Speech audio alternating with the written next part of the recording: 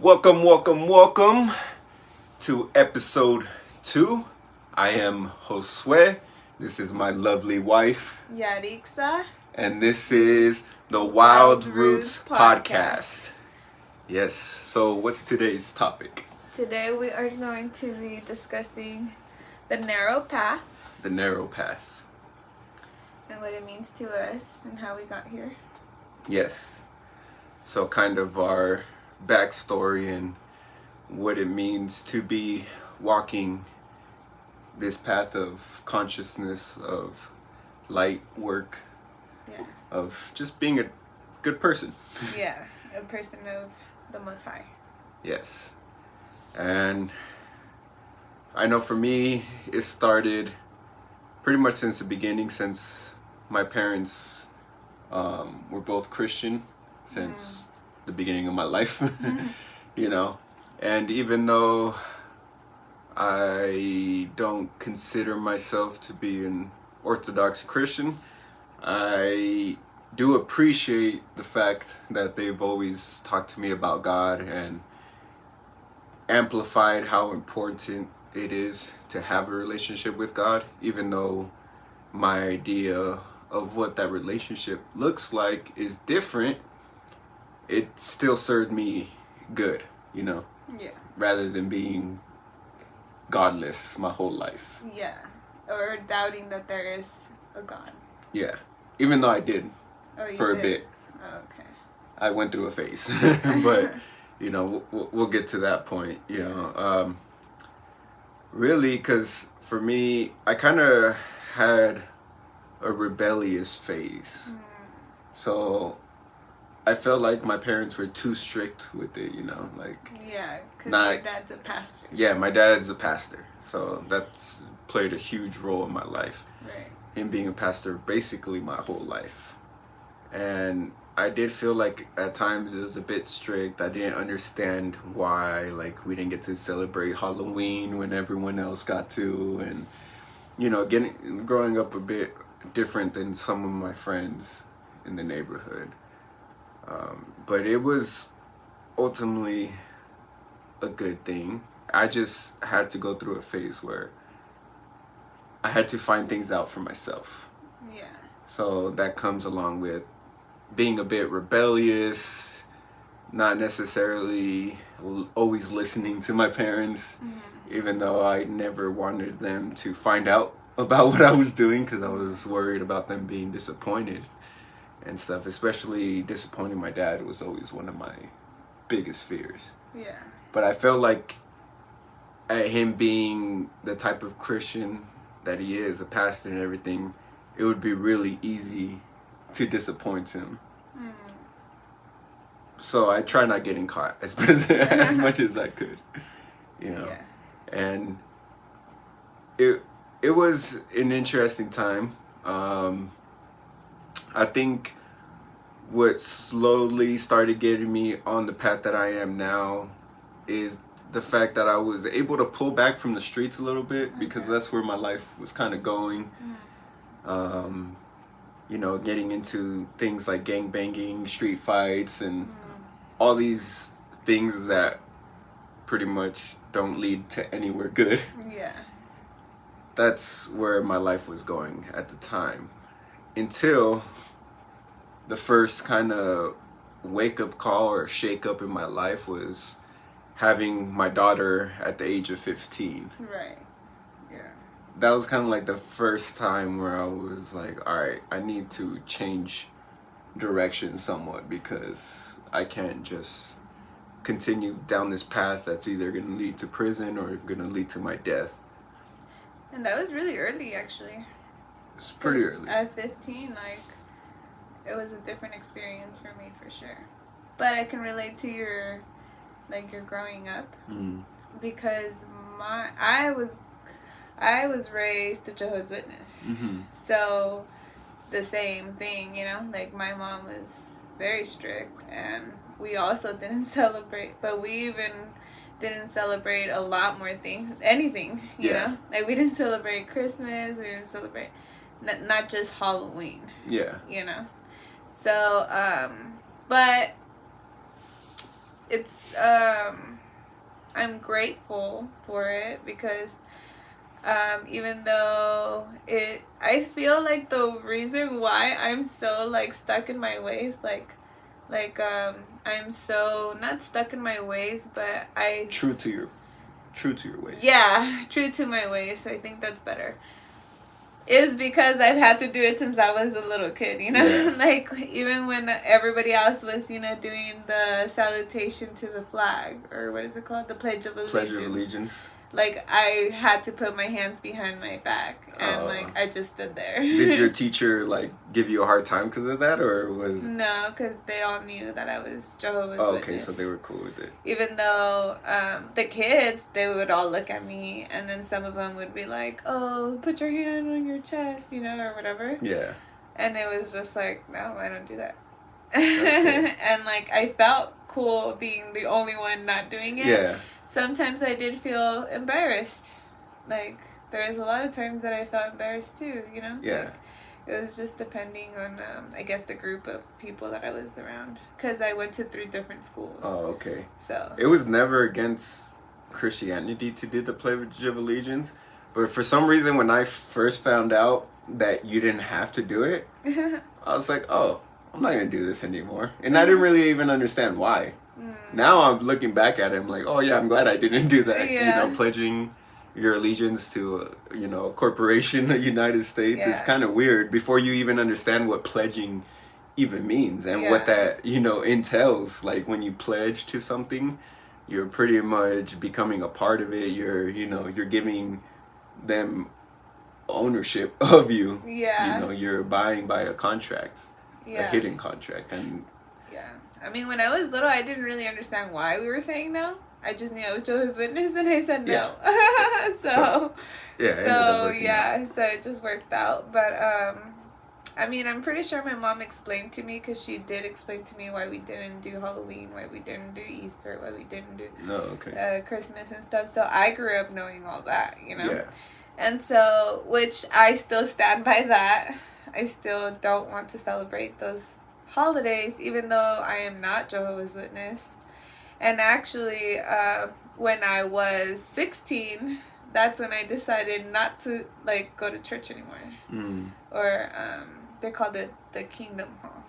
Oh, okay. So I sat down with my mom and I told her, you know what, I feel like I'm being a hypocrite. And the reason why I felt like I was being a hypocrite was because I did have a boyfriend. And you're not supposed to have a boyfriend because you're supposed to, like, be young and follow the rules too, you know. And which is like like when you have a boyfriend, it means that you're getting ready to get married. Yeah. And you're supposed to marry someone in the religion too, because it's just easier. Yeah. You know? Yeah. My mom told me that once you have sex with someone, then you're considered married in the eyes of God. And I was like, Yeah. I don't know about that, but... Yeah, my mom did not say that. But she said, you know, you gotta get married before you have sex. Or even live with, like, the other person, you know? Yeah. And so I just felt like... So it was that, and also the way I dressed. Mm-hmm. So the way I dressed was very, you know, provocative, I guess you could say.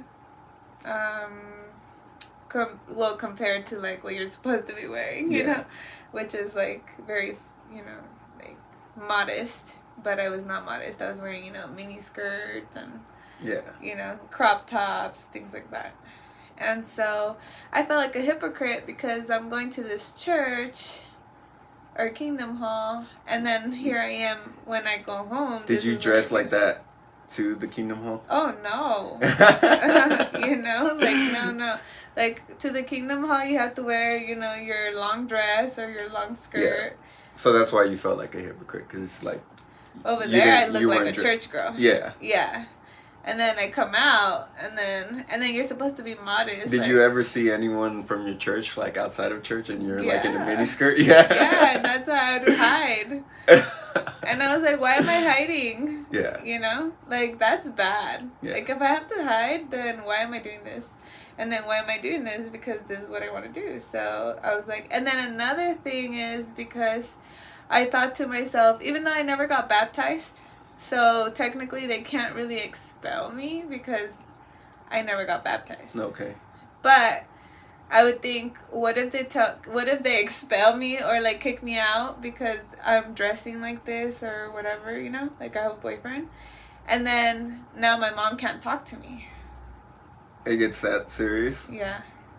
Like, when you say expelled, like you get exiled from the church, from the community, from everything. From everything. Yeah. And even your parents are supposed to just not talk to you, yeah. Dang. Yeah. Which is hard, because my grandma, she had 2 kids that were expelled, and she still talked to them, but like she can't have like that, like she can't have them like living with her and things like that, you know, like. That's crazy. So it's like I was gonna put my mom in a tough situation because I know she would still want to talk to me. Well, what would the church do? They would just like, they would literally be on top of it. Like if your grandma wanted to talk to her kids. I'm not sure how that works, to be honest. Yeah. But like I just know that like if they see you like doing something, you know, like that's how you get expelled. Because like, you know, different people, like there was one guy that would go to the bar and get drunk, and then somebody saw him do that, and so they told the church people, like the higher people there, and then they had to talk with him and they expelled him over somebody just seeing him. That just sounds really intense, like forcing someone to not talk to their kids because of something they did that the church doesn't like. And I mean, I guess, you know, you have to make a decision sometimes too, you know. So do you feel like growing up like that you had a rebellious phase because of it, or did you not rebel at all? I was a rebel, according to my mom. But I thought I was a pretty good kid, you know? But I was doing things like sneaking out, sneaking in. I was doing things like, you know, my dad was a whole different story because he was raised Jehovah's Witness, but he wasn't Jehovah's Witness. Yeah. So, like, you know, when I was like, 17 or something, like, he would give me tequila and stuff like that. Oh, you know what I mean? Yeah. Like, so it was like a whole different environment when it was just me and my dad. And my parents are still married. Like, they've always been married. But it was just like, I never remember really having them together because my mom was always at work. Mm. And so I would only see her on the weekends. And then on the weekends, I wouldn't see my dad because he was always out doing his own thing. and so when it was just me and my dad, it was because it was during the week at night. Like, he would get home early or whatever, you know. But my mom was always working, so I don't really remember her much. Oh. So what did your rebellious phases look like? You snuck out? Yeah, to, like, parties or? Well, no, not to parties really, but to be with my boyfriend. Oh. Okay. I had a boyfriend, like, well, because it was in high school when I stopped going to church, you know. Mm-hmm. And I had a boyfriend my whole high school career. Yeah. So it was just mostly doing the whole boyfriend thing, and like he was really strict too. So it wasn't like I was doing anything. Well, you know, I was doing bad things considering that I was that age. Yeah. But it wasn't like I was out drinking and being crazy. Yeah, not getting too crazy. Yeah, no. So that's why you consider yourself a good kid, even though you were sneaking out. Yeah, I was a kid. Because you're what, comparing yourself to other people. Yeah, because there's like kids that were going to juvie all the time, and there's like, you know, girls that had like 10 boyfriends, and there I was with one boyfriend, and like, you know, I don't know, just being home with my brother. I spent a lot of time with my brother too, and. Yeah. There was a point where I started taking the car, like the truck, and that was really fun. But then what would I do? Like, we would literally just get in the car and go drive, and then come back home. Like, it wasn't like I was driving to go get high or something either. Yeah, see, I was never doing anything too crazy either, I guess. I would just sometimes get in fights. I guess the way I rebelled was like just not caring about school that much, or really at all. Yeah, you dropped out, right? I ended up dropping out. Yeah. Yeah. So to me, it was more because I didn't know who I was and who I wanted to be. Yeah. At that point, you know. For me, the one thing I did have was sports. So Yeah. I liked sports. So when I was in 5th grade, I got into football, and then I got really good at football. But then I guess I didn't like, even though it was my passion and I loved it so much, it still wasn't enough to get me to focus on my schoolwork, because in high school you had to have certain grades to be able to play.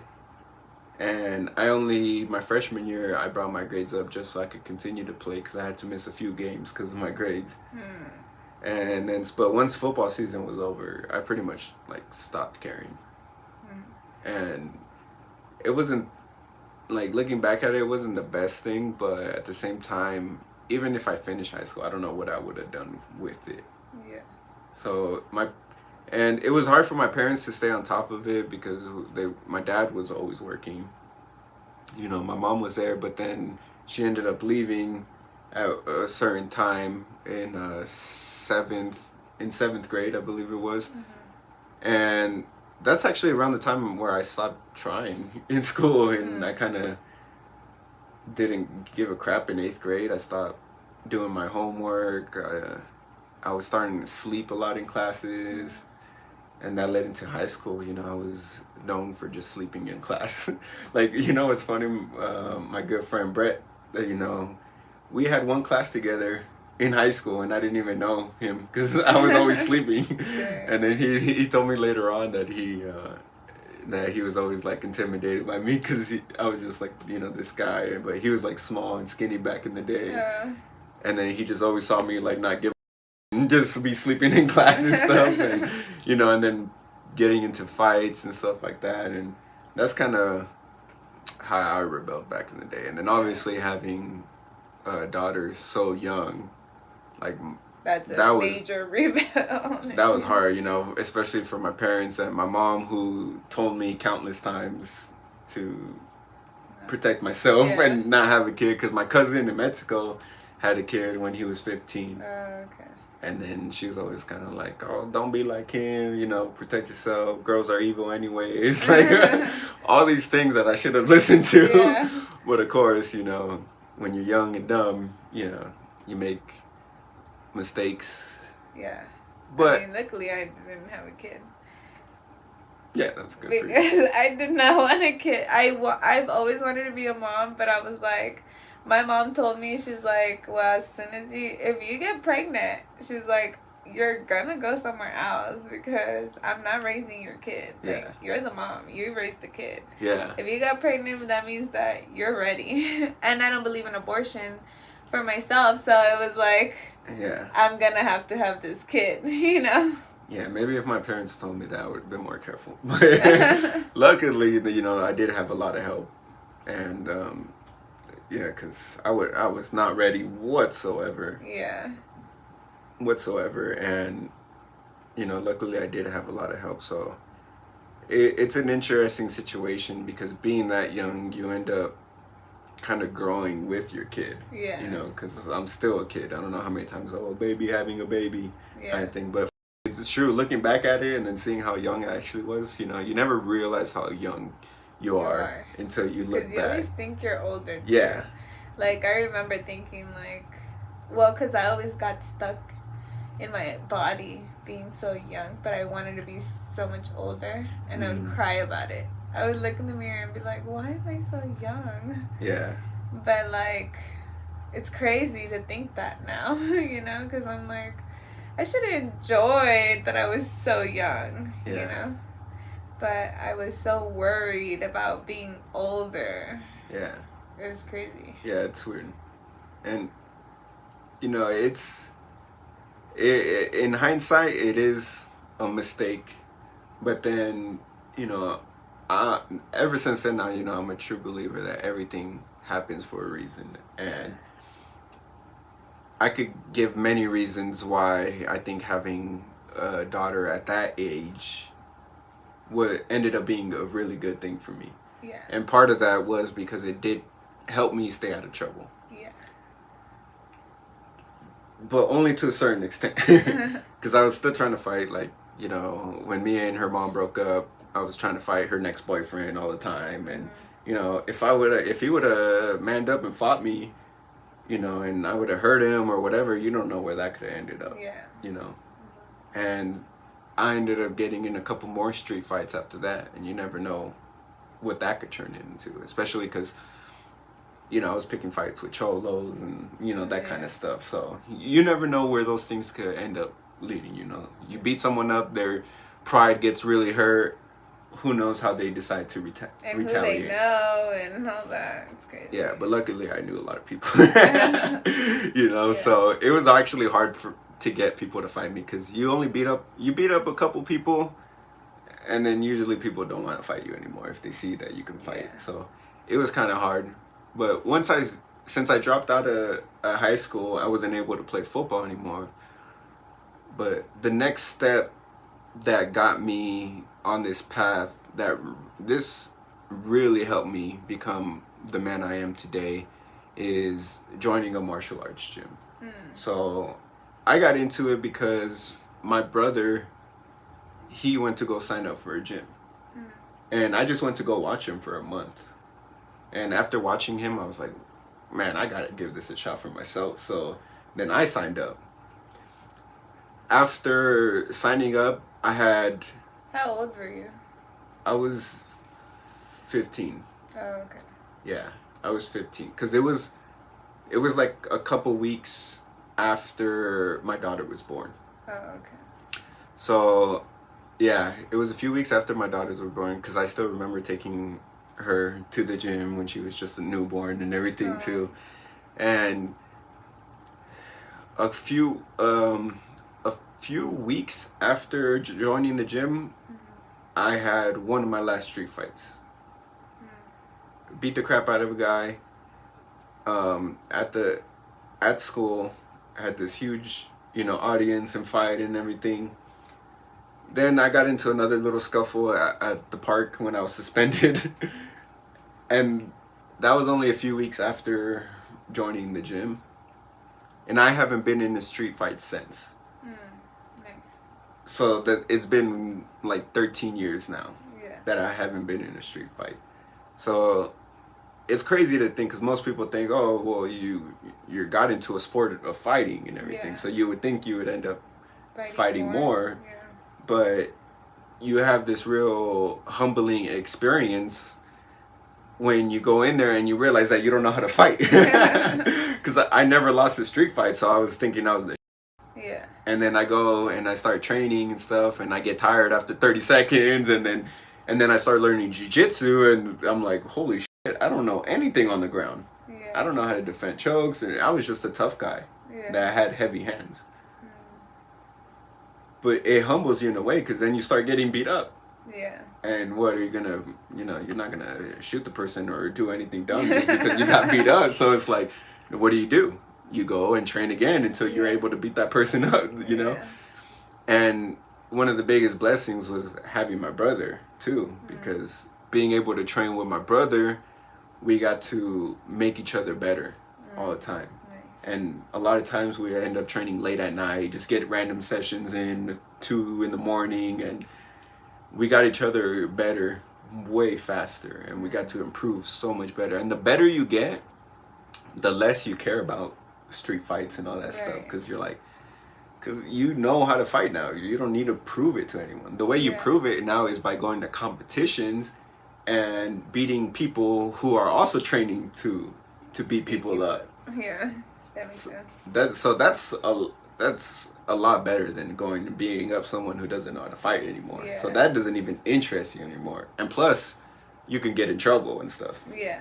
When you sign up to fight someone who's also in green, there's no getting in trouble. So it's awesome. You know, we don't have to fight and worry about the consequences. You know, the only consequence is getting your ass beat, and that's a big consequences to someone like me, because I don't like losing, and I never did like losing. My brother doesn't like losing, so he was my older brother, so he was always beating me up, growing up. And then, finally that made me better though, because I didn't quit. I just kept getting after it. So martial arts probably saved my life in such a way where, like, I wasn't looking for any more problems in the streets or anything like that. I was just focused on training and getting better at training. Like, that's really what became my life, and that's all I cared about. I would train every day. Back when I started, I was competing more in jiu-jitsu, stuff like that, and I ended up going to a few different gyms and really just trying to find myself in that. But at the same time, life happens, and there was just still situations that I wasn't completely happy about and stuff like that. So I still dealt with a lot of things mentally, up until I was 18. I started dealing with depression. I was feeling depressed. And looking back at it, a lot of it had to do with the fact that I was at a job where it made it really hard to train. So I wasn't training that much, and then also I was eating fast food every day. 5 times, a week, easily. Eating fast food, eating hot Cheetos all the time. I think I already gave up soda at that point, but that's good. Yeah, because I could feel how soda messed me up during training. Yeah. So I got rid of that. Because of training. Yeah, because of training. And I had to go through that to realize, like, damn, I have to figure out this mental situation, because it was just holding me back so much. I couldn't find any happiness. I didn't feel like I had a purpose. And I didn't feel like many people cared about whether I lived or not. And I mean, looking back at it and knowing what I know now, it's like a lot of it did have to do that I was eating like crap. Yeah. I was eating crappy foods. And then the not training was a big part of it as well, because even now, that's like one of the things that keeps me sane is training and getting a good workout in, and having that constant hard exercise makes the rest of life much easier. And that depression ended up being a really good thing for me though, because it forced me to start understanding my mind more.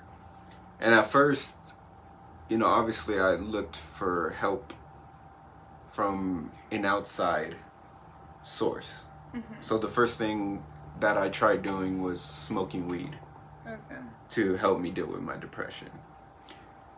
And it helped during the moments. But I quickly realized that it was not the solution. And it was not something that was really helping me get out of that funk. It just helped me sometimes enjoy being with friends and stuff like that, but it didn't really make me reevaluate my position and my mental well-being in any way. So I was still feeling depressed after smoking for a while. And then the big change happened when I was still at that same job. I still wasn't training that much, but I had heard about psilocybin mushrooms. And I was at the point of desperation pretty much, where, suicidal thoughts were like an everyday thing. And so I was pretty desperate, because I didn't know what to do after trying weed.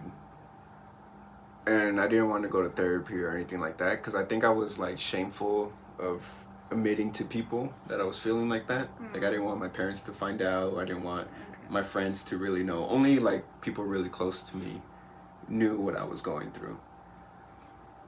But then I had that experience with psilocybin, and my mind changed forever.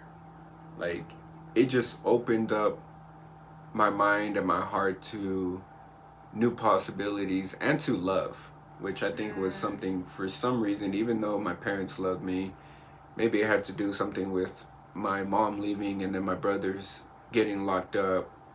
I think I was having trouble feeling that love. And around this time too, before that, was when I was starting to question God and whether God existed, and thinking it was kind of a bunch of bullshit, you know, because I never felt anything. I never felt it, like this Holy Spirit that supposedly, you know, everyone at church was getting to deal with. I never felt it. I was like, why isn't God presenting itself to me, and why isn't it allowing me to see him and to feel it, and all these different things that I started doubting. And it wasn't until I had the psilocybin experience where my heart completely opened up to it, and I felt love from the plants that were around me. I felt love from the sky. I felt love from the moon. And then it was just this warm feeling, kind of like, the only way I could explain it was like a hug from my mom, you know, when I was younger. Just like this loving hug, just grabbing me and letting me know that everything was okay, that your life does matter. Yeah. And I was like, wow, like, okay, the Most High does care about my life, and I am here for a reason. And it's not to be depressed, and it's not to be sad about my situation, because I don't even have it that bad. Yeah. It's hard to see that in the moment, but it just shook up my reality, and it gave me a new way of thinking. It opened my eyes to something that I didn't know was there. Everything felt alive. Yeah. Everything felt alive at that point. Like the trees were breathing next to me, and they were like sending me energy of love, and I was like, what the hell? I was like feeling that from plants. I was like, you know, I was like, whoa, this is intense.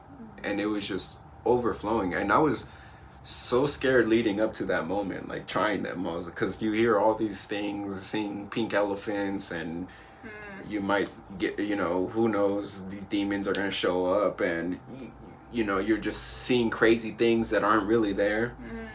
None of that happened. The street started turning into symbols of that. Like, the only way I could explain it was seeing, like, it was like Aztec agriculture, where I started seeing that in the ground, and then in the plants in itself, and everything was so very well detailed and designed in such a perfect way. I started seeing how everything was so perfect. Every breath started feeling so good. And when the breath starts feeling that good, you can't help but feel appreciative. Yeah. And like, oh man, like taking that deep breath, and you just feel all this beautiful energy just go through your body, and you're just like, whoa, have I been breathing wrong this whole time? Or like, why when I'm breathing right now, it feels so different? Yeah. You know, and the crazy thing is that like, you don't need to be on mushrooms the whole time to keep experiencing that. And that's the beautiful thing about mushrooms, is it doesn't build an addiction.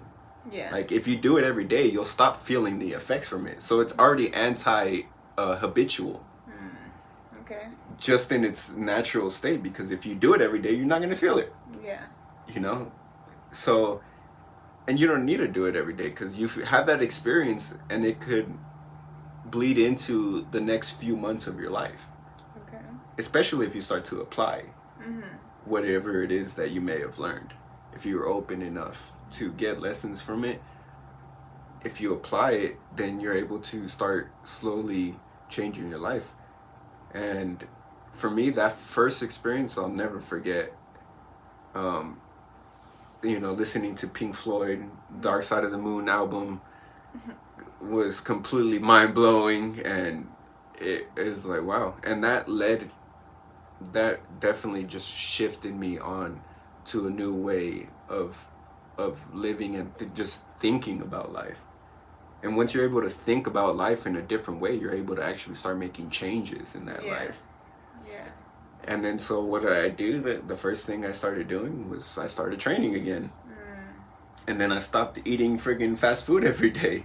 Yeah. I stopped watching porn. I stopped doing all these different things that I felt like were just draining my energy. Yeah. And you know, I wasn't completely fixed just from one mushroom trip, because I had a lot of mental issues that I had to fix. Yeah. But it was a big catapult into where I'm at today. And you know, that was 11 years ago now. 11 years. So how old were you? I was 18. You were 18. Right? Yeah, I think close to 19. I don't remember exactly when. Because I started smoking weed when I was 18. So it was months after that. Okay. So I was probably close to 19. Oh, okay. But it was definitely like got the ball rolling. Yeah. It made me realize that the Most High is alive and loving and good. And, you know, you're not forgotten. Because it gets so easy to feel like you're lonely. When you're in a depressed state, you feel so lonely. You feel like no one gives a shit. You feel like all these emotions that, you know, aren't really true, but you're in a place where you make yourself believe that they're true.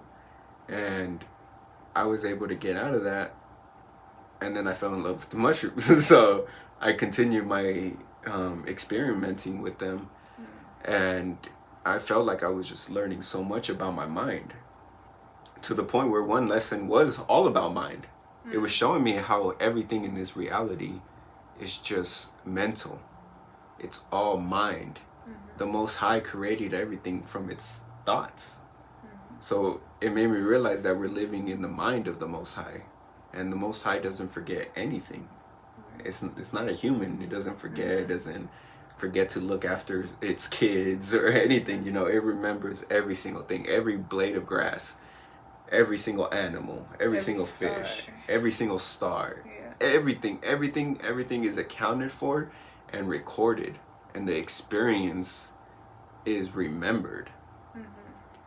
And then once I realized the Most High was living through me to experience this human life, and then I had to go through what I had to go through in order for the Most High to experience every single thing possible, then it made me realize that I had to live a certain way, because I'm the Most High experiencing Josue. Yeah. Because I'm still connected to the Most High, just like we're still connected to our parents. Right. And our parents are still connected to their parents, and so on. You go all the way back. If you go back far enough, there's only one place to connect to. Yeah. And that was the beginning of everything. Right. And so that was a huge realization to me that, man, this is all mind. And it made me want to understand mind better. It made me want to get a hold of mind. And once I was able to do that, like, I just felt like a completely different person. And that helped me become as good as I am in martial arts. The reason, you know, I was so good was because I got mentally tough as hell. Yeah. You know, and I wasn't at that place when I was younger. But to be able to do the stuff that I did in order to get ready for fights and all that, you have to be mentally tough, because you have someone trying to whoop you. And in my mind, they were always training nonstop. You know, I always painted like the craziest pictures, like, oh, this dude is up at freaking 5 a.m. I'm gonna get up at 4 a.m. Oh, yeah, he probably has a full-time job too, but he's still training. So I have a full-time job. I'm not going to use that as an excuse to not train. Yeah. You know, we're amateurs. I'm sure he has to work just like I have to work. Yeah. But that's no excuse, so I'm going to work out during my lunch. And after work, I'm going straight to the gym. And I'm grinding. And choosing to do that helped me get mentally tough. And it helped me just really develop a different kind of mindset that wouldn't allow me to be depressed anymore. Like, I can't get depressed anymore. Yeah. And I haven't even been close to that. Yeah, there's times where I still feel sadness and stuff like that, but never. Which is normal. Yeah. It's a feeling. Yeah, but I don't let it stop me. Yeah. Just like there was times where I was sore. I was so tired. I didn't want to go to the gym. Yeah. I had to go to the gym to spar against killers, professional UFC fighters. And I'm like, fuck, dude, today I'm feeling so tired. I had this long day at work. I don't want to go get my ass whooped. But I'm going anyways. I'm driving. I'm already on my way. I'm on my way. And I had to process it and be like, okay, yeah, this is how I'm feeling. But we're doing it. Yeah. So it's time to start shifting the mind. Yeah. And then all of a sudden I was like, nah, I got to bring my A game. I got to bring my A game. I don't have a choice. Because if I don't bring my A game, I'm going to get hurt. Yeah. And then if I get hurt, then I can't end up showing up to the fight. Yeah. So I allowed myself to feel the tiredness, to feel the anxiousness, to feel the doubt. And then I learned how to shift it. And then the more you do it, the quicker you get at being able to just flip the switch, as I call it. Because, like, I'm a nice person. Yeah. But when I get on the mats and I'm ready to kill, I'm able to flip the switch. Yeah. I'm like, no, it's time to go. Like, all those doubts, all the being tired, no one cares. Yeah. When you're on the mats, no one cares. All they care is that you're putting in the work and that you're working hard. And you're fighting hard. You know? I don't remember Master ever asking me if I felt too tired or all he wanted to see was me doing the techniques right. He wanted me to, you know, be doing everything to the best of my ability to be able to get ready for the fight as best as I could. And that's all that mattered. Yeah. Because at the end of the day, you either win or you lose. And there's no, oh, he lost, but he was tired. He was tired. He had to take care of his daughter. He had to work 40 hours plus. He had to do, like, no, it's just you lost. Yeah. Or if you win, it's just you win. And that's that. And getting to that point was a challenge, but it was very rewarding in a lot of different ways. And it shows you how tough your mind is, because wherever you lead your mind, your body will follow. You know, and a lot of people don't get to experience that, unfortunately. But lucky for me, I had martial arts and I had fighting to develop that kind of mindset. Yeah, that's a lot. That's really beautiful that you got to find that, and so young too. Yeah. Because I think for me, like, I did change my life to around 19 years old. But it went totally different, you know, for me. Like, well, I had been depressed since I was like 5 years old or like 6 years old, because I was a victim of sexual abuse. So I already, you know, was sitting there thinking like, why is this happening to me? You know? And I was so young. Like, I was like, is this normal? But that made me very close to my brother, and I always had my brother. And so me and my brother, like, we were best friends. He was my angel. He was my everything, you know? And so, so I always kind of grew up, and then plus my parents were, like I said, on two different spectrums. Yeah. You know? So, like, I had Jehovah's Witness mom, but then my dad liked to drink and like to do everything that you're not supposed to be doing, you know? So it would stress out my mom a lot. So it was just like a constant, you know, battle. Like, even just growing up. And then, so when I turned 17, I was already graduated from high school. No. I graduated when I was 17, so when I turned 18, I was already graduated high school.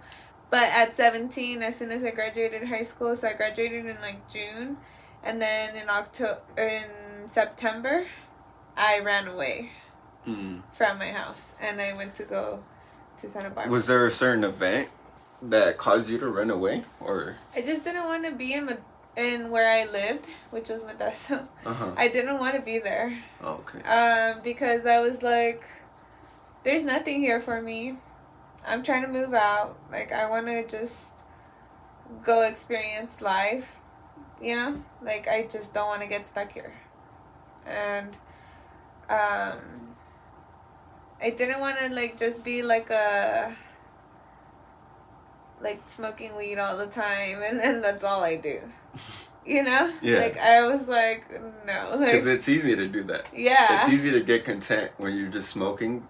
Because that happened to me too. There was times where I'm like, you know, I'm not happy with my situation, but then I'll smoke some weed and be like, yeah, I'm all right.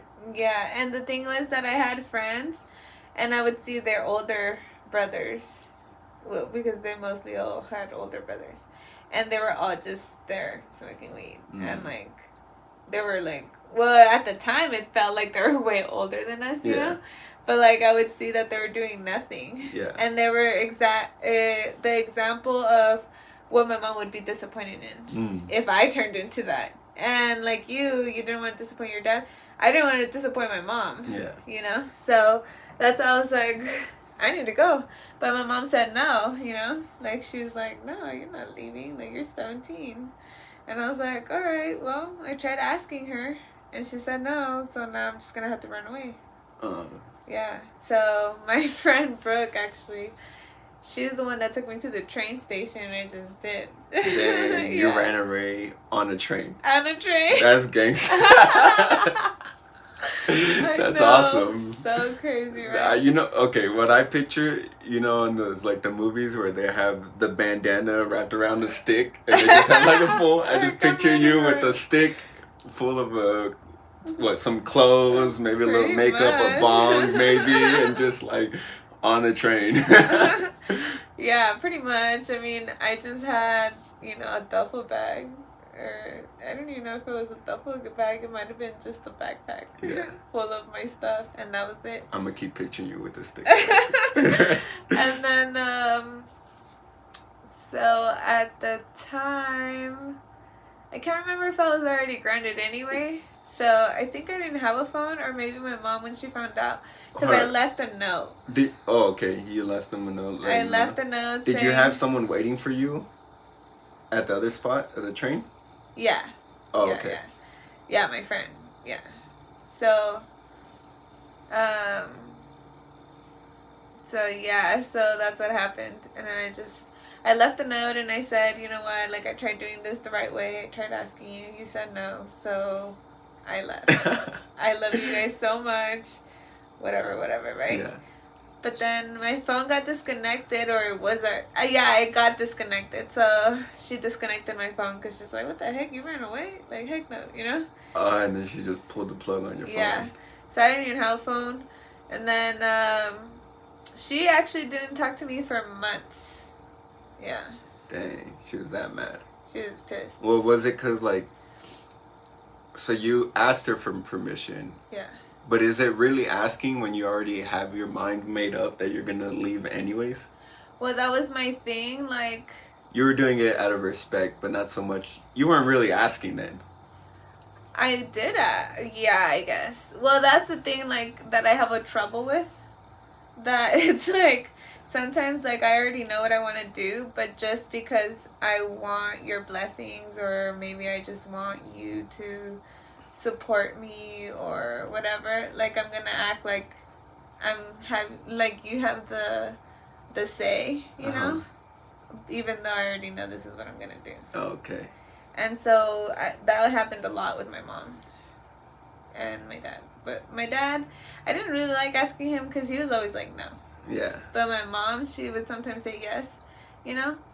Most of the time, I think she would say yes. So I thought she was gonna say yes, cause like, why not, you know? And I even had like written it down, how like when I asked her, so I could say every word correctly, and I read her the letter when I asked her to move, and I had my points of why I should move, and okay, like it was good. Well thought out. But she said no, and I was like, oh.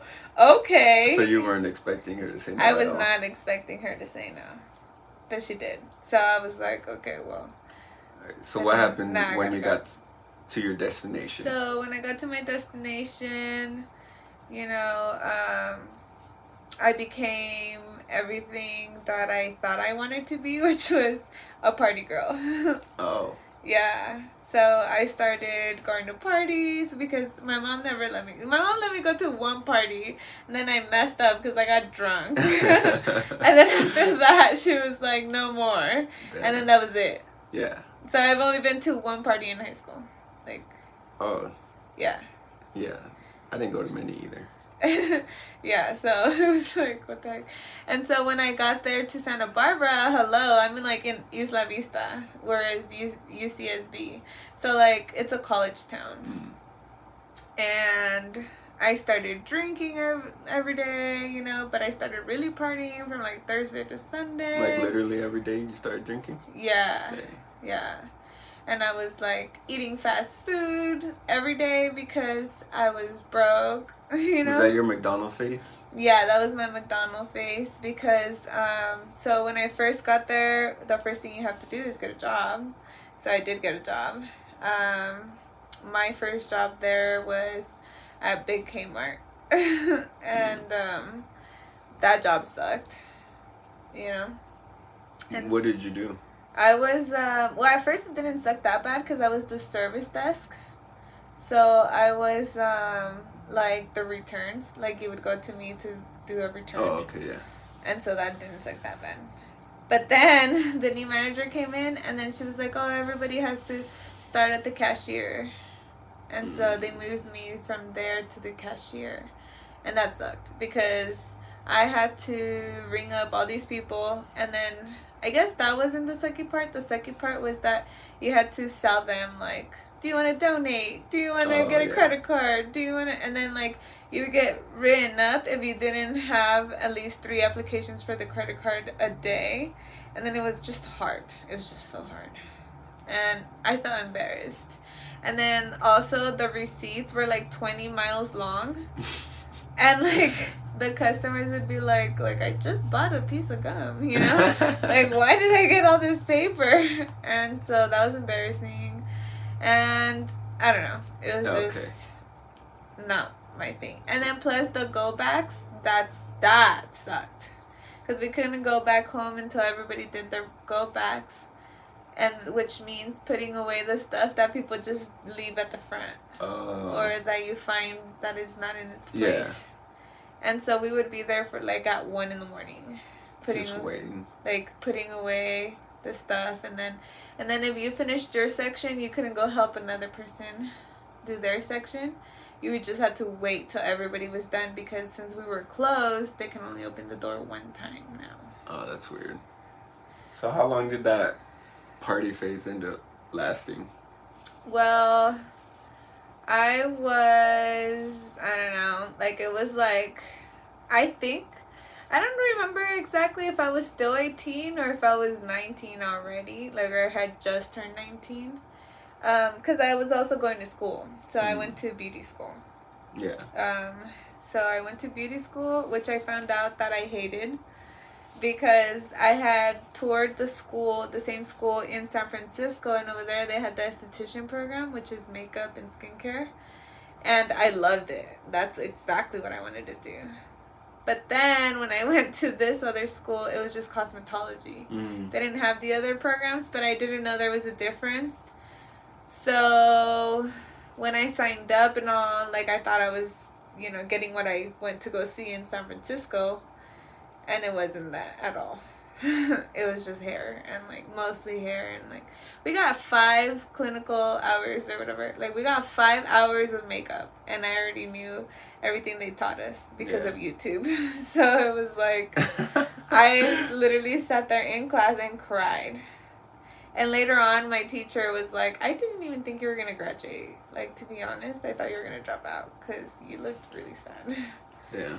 Yeah, but I'm one of those people that, like, once I start something, I have to finish. So I ended up finishing. So I went to school for 2 years. Oh, okay.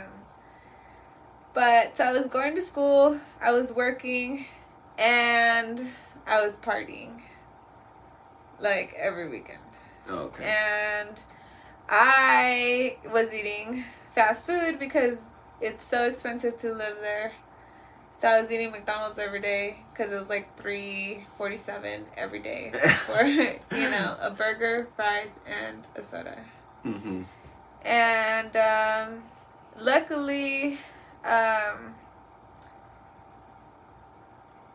I learned better quick. No, but okay. So then that's when I was getting a lot of suicidal thoughts. But I've been suicidal. Yeah. For a long time now. You said you were depressed since you were 4. Yeah. So. Like 5. Yeah, like 5 maybe. Did you, like, as you grew up that young and been through that trauma, did you kind of like think consciously that you were sad and you realized like how sad you were, or did you? I didn't know that I was sad. Yeah. It was weird. Like I thought everybody felt the same because the people around me felt the same. So I just thought everybody must feel like they want to die. I don't know. Yeah. And actually, like, if I really think about it, there was, like, a few times where I did try to, like, end my life. But, like, but I don't count those times because I knew I didn't want to. I just wanted, like, I did want to, but I didn't want to. I had a few of those attempts too. I'm not gonna lie. Like, I had some lame ass attempts. Like, I was supposedly, trying to cut my veins, but, like, I wasn't doing it hard enough, like, to where I'm actually cutting my veins. Yeah. Like, I don't know. Like, it was just, like, I don't count those times. Because I think maybe what I was doing was calling out for attention. Like, hey, this is what I'm trying to do. Like, are you going to do something about it, But then the adults didn't know what the heck to do about it. So that was, like, I never got the help that I needed, Yeah. And so then, the one time that I was like, okay, this is it, like, what the heck am I even doing? Like, I sat there in my car and I'm like, what am I even doing? Like, this life is not for me, because the party life was not for me. Like, it was so different than what I had been raised that, like, I saw, it wasn't that I was judging them, but I was judging them, because I was like, whoa, like, you're doing that? Whoa. Like, why do you think that's okay? Yeah. And then I was just like, dude, like, if my mom saw me do that, she would be, like, so disappointed. Yeah. So, there's a lot of things that I was just like, people actually do this. Shocked. Daily. Yeah. Like, I was shocked. Yeah. And so I was like, what am I doing, Like, and then now I can't just go back home because my mom's not going to take me back home. And then now, like, it was just a lot, like, a lot going on, right? And then at one point, I was, like, pooping blood, and I went to the ER. And then they said I was healthy and keep doing my life how I'm doing it. What? Yeah. How long were you pooping blood for? I don't remember. I just remember being at my school, and, like, I went to the bathroom, and I pooped a lot of blood. Like, a lot. And I was just like, I wiped, and I saw the blood, and I knew it was in my period. Yeah. And I was just like, oh, my God. Because I felt like I was pooping, but it wasn't poop. It was blood. And then I looked in the toilet, and I remember just seeing all the blood, and I started shaking, and I was just like, whoa. Like, I need to, what is this, And so I told my teachers, and they were like, you need to go to the ER. I was like, okay. And then there I go to the ER. I'm by myself, just waiting there for hours, like, crying because I just pooped blood. I'm freaking, 17, oh no, I had just already turned 18. So I'm like 18 in a place where I don't know anybody. Yeah. And, like, thinking I'm gonna die or something because I just pooped a heck of blood. And they didn't give you anything. They didn't tell you, like, no. They're like, any causes. well, all your vitals and stuff are good, so you're good. You're actually really healthy. Even though you were eating McDonald's. Yeah, and I was thinking, and that's what I knew, because I was like, how can I be healthy if I'm eating McDonald's every day? And then you didn't even ask me what I've been eating every day, Yeah. So it was kind of weird. So I went through that experience. So did they just say it was normal to poop blood? Yeah, they just said that I probably had I think they called it a hemorrhage or something that my poop. Basically, what they said was that probably my poop was too hard, and it like ripped my skin. Yeah. But I was like, no, like but you don't understand. That's happened to me, but it's like a little blood on my poop. Yeah. It's not just straight up blood. That's what I was trying to explain to them, but they just were not listening. So I don't know. It's like really weird. And so, whatever. They gave me like stool softeners that I never even used. No. Yeah. And so I went through that experience where I felt like I was so alone, you know? Yeah. And I was sitting there crying like, why the heck am I even this lonely? Like, because then I would see all the other people that had groups, you know? Because they're all partying together and stuff. Yeah. And like I never really fit in like that because I'm really quiet when I'm in that environment. Yeah, when you're not comfortable. Yeah. And so it was like, and then they all have been knowing each other, you know, and stuff. And so it's just kind of like, I don't know. Like, I just felt like I didn't fit in and I was by myself, alone. But, so then one day I was just, you know, sitting in my car in front of the beach. And I was like, okay, well, today's the day. Like, today I end it all. And I was just gonna go out there and just drown. Because I don't know how to swim. So I was just gonna jump into the water. And then I was like fantasizing about how to do it in a way where I'm not like panicking for air. And I'm just accepting that I'm gonna die. Yeah, because I didn't want to be like panicking for air. Yeah. But I just wanted to drown. And so there I am thinking about that.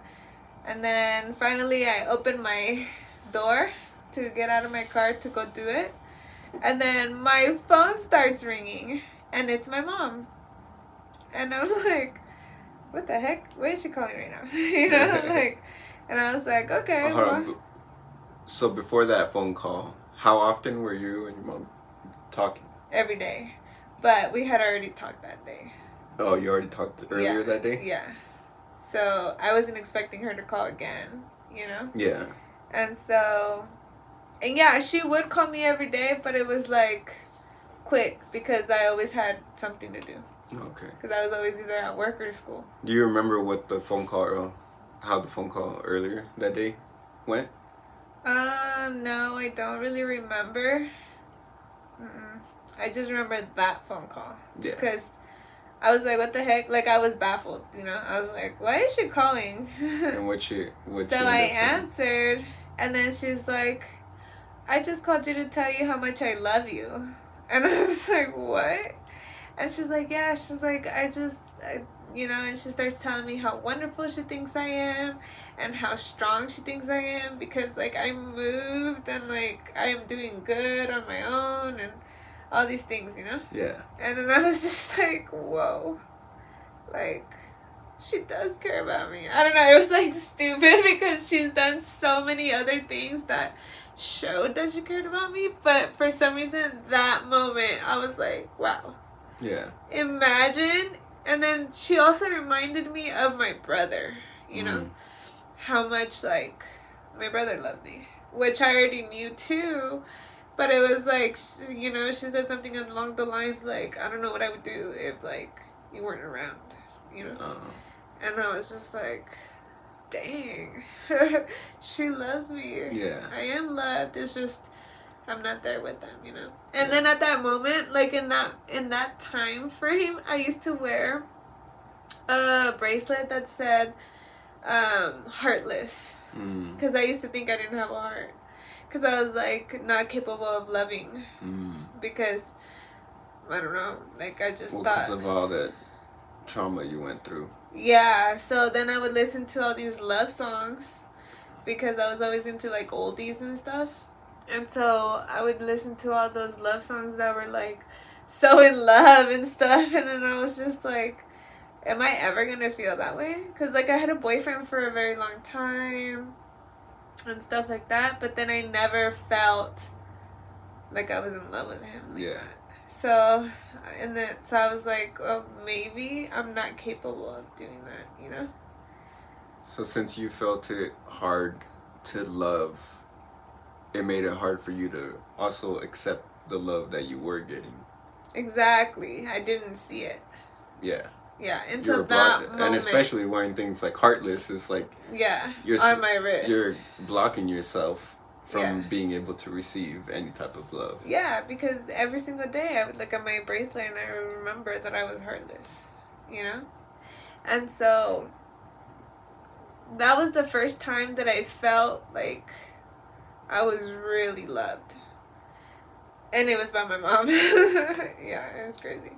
So that's crazy. Like, I wonder, like, she probably doesn't really remember, but I wonder what it was that just gave her the feeling to want to call you at that time, especially when you already talked. And it wasn't like, oh, I forgot to tell you something earlier. You know, it was just like, oh, I just called to tell you I love you and you know how much you mean to me. It's just like and that she motherly had no instinct. idea that I was about to end it all. Yeah. And she didn't know till years later because I didn't even tell her. Yeah, it's just like that then, motherly instinct. Yeah, so I got back in my car and I went straight to the clinic. And I told them that I was super depressed. I need to see someone. And so... Did they offer you... I saw a doctor. Drugs? So I saw a doctor and they did all the tests, you know, on me. I didn't say that I was suicidal because I was like, I don't want them to, like, put me in one of those, you know, crazy places. That's what I used to think, you know? And then, how am I gonna work? How am I gonna pay my bills? Like, I was just thinking, like, I can't be put away right now, you know? So I was just like, that's the only reason why I didn't say I was suicidal. But then the doctor was like, oh, so the things that make you happy before doesn't make you happy anymore. Yes. And, like, I started just answering all these questions. And so then finally he gave me some depression pills. Mm-hmm. And so the next day I called my mom and I told her, you know what, like I went to the doctor and she's like, oh, what's wrong? And I was like, I'm really depressed. And she's like, oh. And I was like, and I think that's the first time I even said it out loud to anybody like that. Like, besides the doctor. Yeah. And so I was like, and they gave me these pills, but he said to drink it at night. Because it's going to make me sleepy, but it makes me stay awake all night. And she's like, oh no, you know, like, because she was already into health, like, against, like, pills from the doctor. Because my brother, when the swine flu thing happened, my brother got the swine flu shot. Yeah. He almost died. And he almost died. Damn. He almost died. So, after that, my mom was like, what the heck? You know? So she just didn't trust. So she was looking into... Yeah, because she was looking into it and looking into it. She finds out about chemicals. And she finds out all these crazy things that go on in the medical field. So then she's like, no.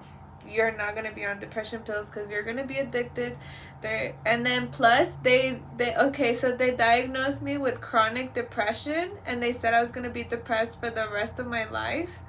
And that my kids were all going to be depressed. Damn. And I was going to be a mom if I was going to live. And so, just thinking that my kids are going to feel the same way that I do, that sucks. You know, why would I want to be a mom then? Like, why would I want to bring children to this world to feel that way? Yeah. You know? So my mom was like, no. She's like, you're not taking those pills, you know? And so she started researching. She found 5-HTP. So I started taking 5-HTP within a week. Oh yeah, and plus I quit my job. Because the doctor was like, well, either you quit school or you quit your job, but you can't do both. Because, like, I was just... Too much stress. Yeah, I was just going through it, right? I quit my job, and I was just going to school, and then... But it didn't last that long, because then I got another job right now, because I have bills, you know?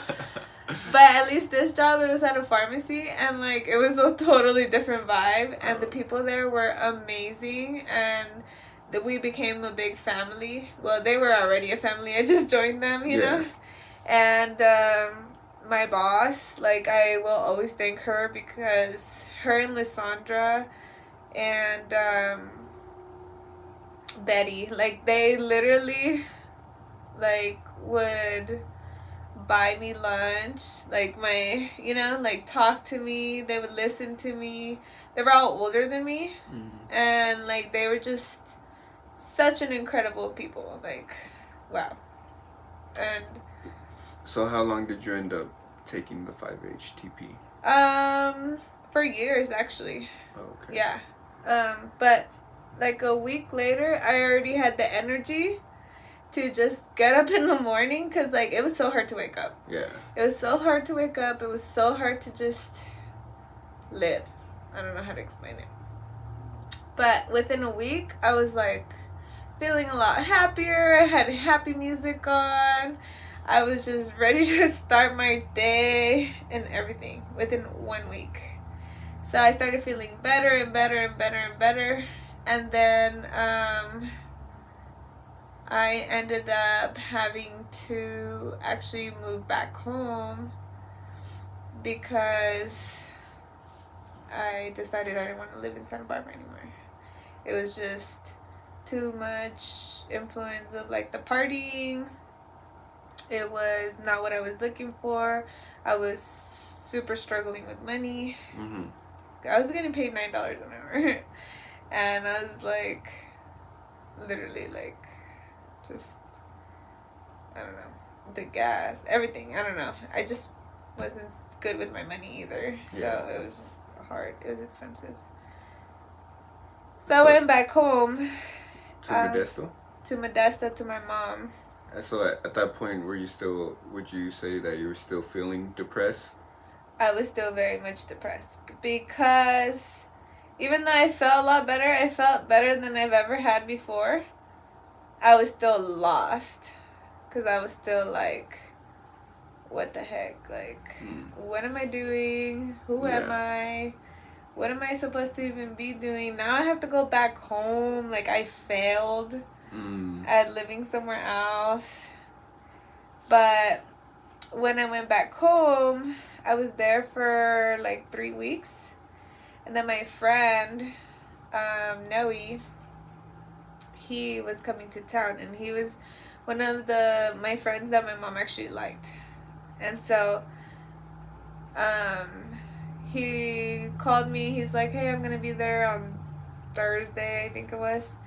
And then he's like, I want to see you, so like we should hang out. And I was like, okay. So then I told my mom that I was gonna hang out with him. And then she's like, well, why don't you? And he lived in LA. He had moved to LA after high school. And so my mom's like, well, why don't you ask him if you could stay in his living room until you find somewhere to live, and why don't you just go live in LA? And I was like, really? She's like, yeah. She's like, I could help you with like your first month's rent, but after that you're gonna have to get a job to pay, like, live out there. Like, I can't afford to just be paying for you. And I was like, oh, dang, okay. Yeah, I'm asked. So then I call him back, and I'm like, hey, do you think I could stay with you, like, in your living room until, like maybe 2 weeks till I just find somewhere to live? And then he's like, actually, we have an extra room. You know, it's a 4-bed, like, we're moving this Saturday to a 4-bedroom apartment. There's only 3 of us. So let me see if we're gonna make, like, the 4th room, they're gonna make it like a recreational, like, art music room. But then he was like, but I'll ask if it's okay if you can just move in there. And I was like, okay. So he talked to his roommates, and they said yeah. So then next thing you know, that Saturday, I'm moving into this apartment in my own room. Damn. Yeah, in LA. Like, and so my mom did pay for my first month's rent. She bought me a futon and, like, little decorations, and she gave me a little bit of food money. And then after that, like, I had a credit card. I had to open a credit card, and then that's how I was living. But within 2 weeks, I started work. I started school again because I was still going to beauty school. Uh-huh. And so I just transferred. And so I started living in LA, and it was so crazy to me, you know, like the first day that I woke up in LA and I was like, I live here. I looked outside my window and I was just like, wow, I gotta make this work. How old were you at this point? 19. Oh, you're 19 still. Yeah. Oh, you're still young. Yeah. So I was 19. I was there. My first job over there was a ballet parker. Oh, yeah. Yeah, so I was parking cars. It was fun. I was having a lot of fun, but it was really tiring because I was doing school all day and then going to work, you know? Yeah.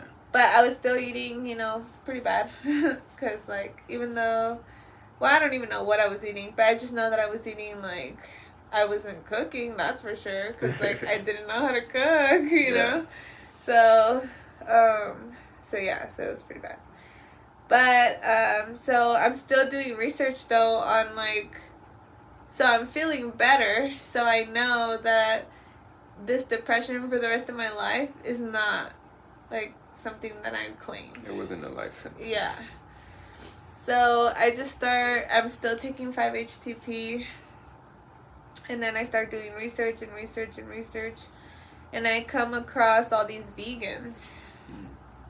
And so I'm just like wanting to be vegan for so many years.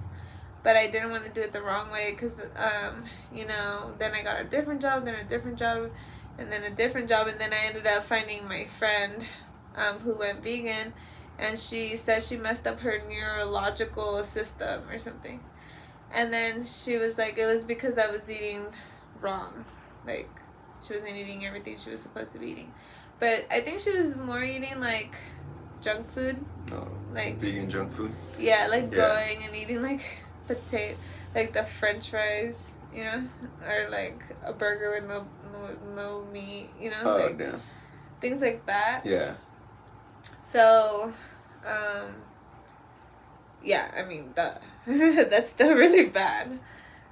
So, yeah. So, I was still trying to be vegan, learning more about it. Then my other friend, she was vegan for, like, I don't know how many years, and she was doing great. She actually is, like loves to go to the gym and stuff, so she was looking really good and all that. Uh-huh.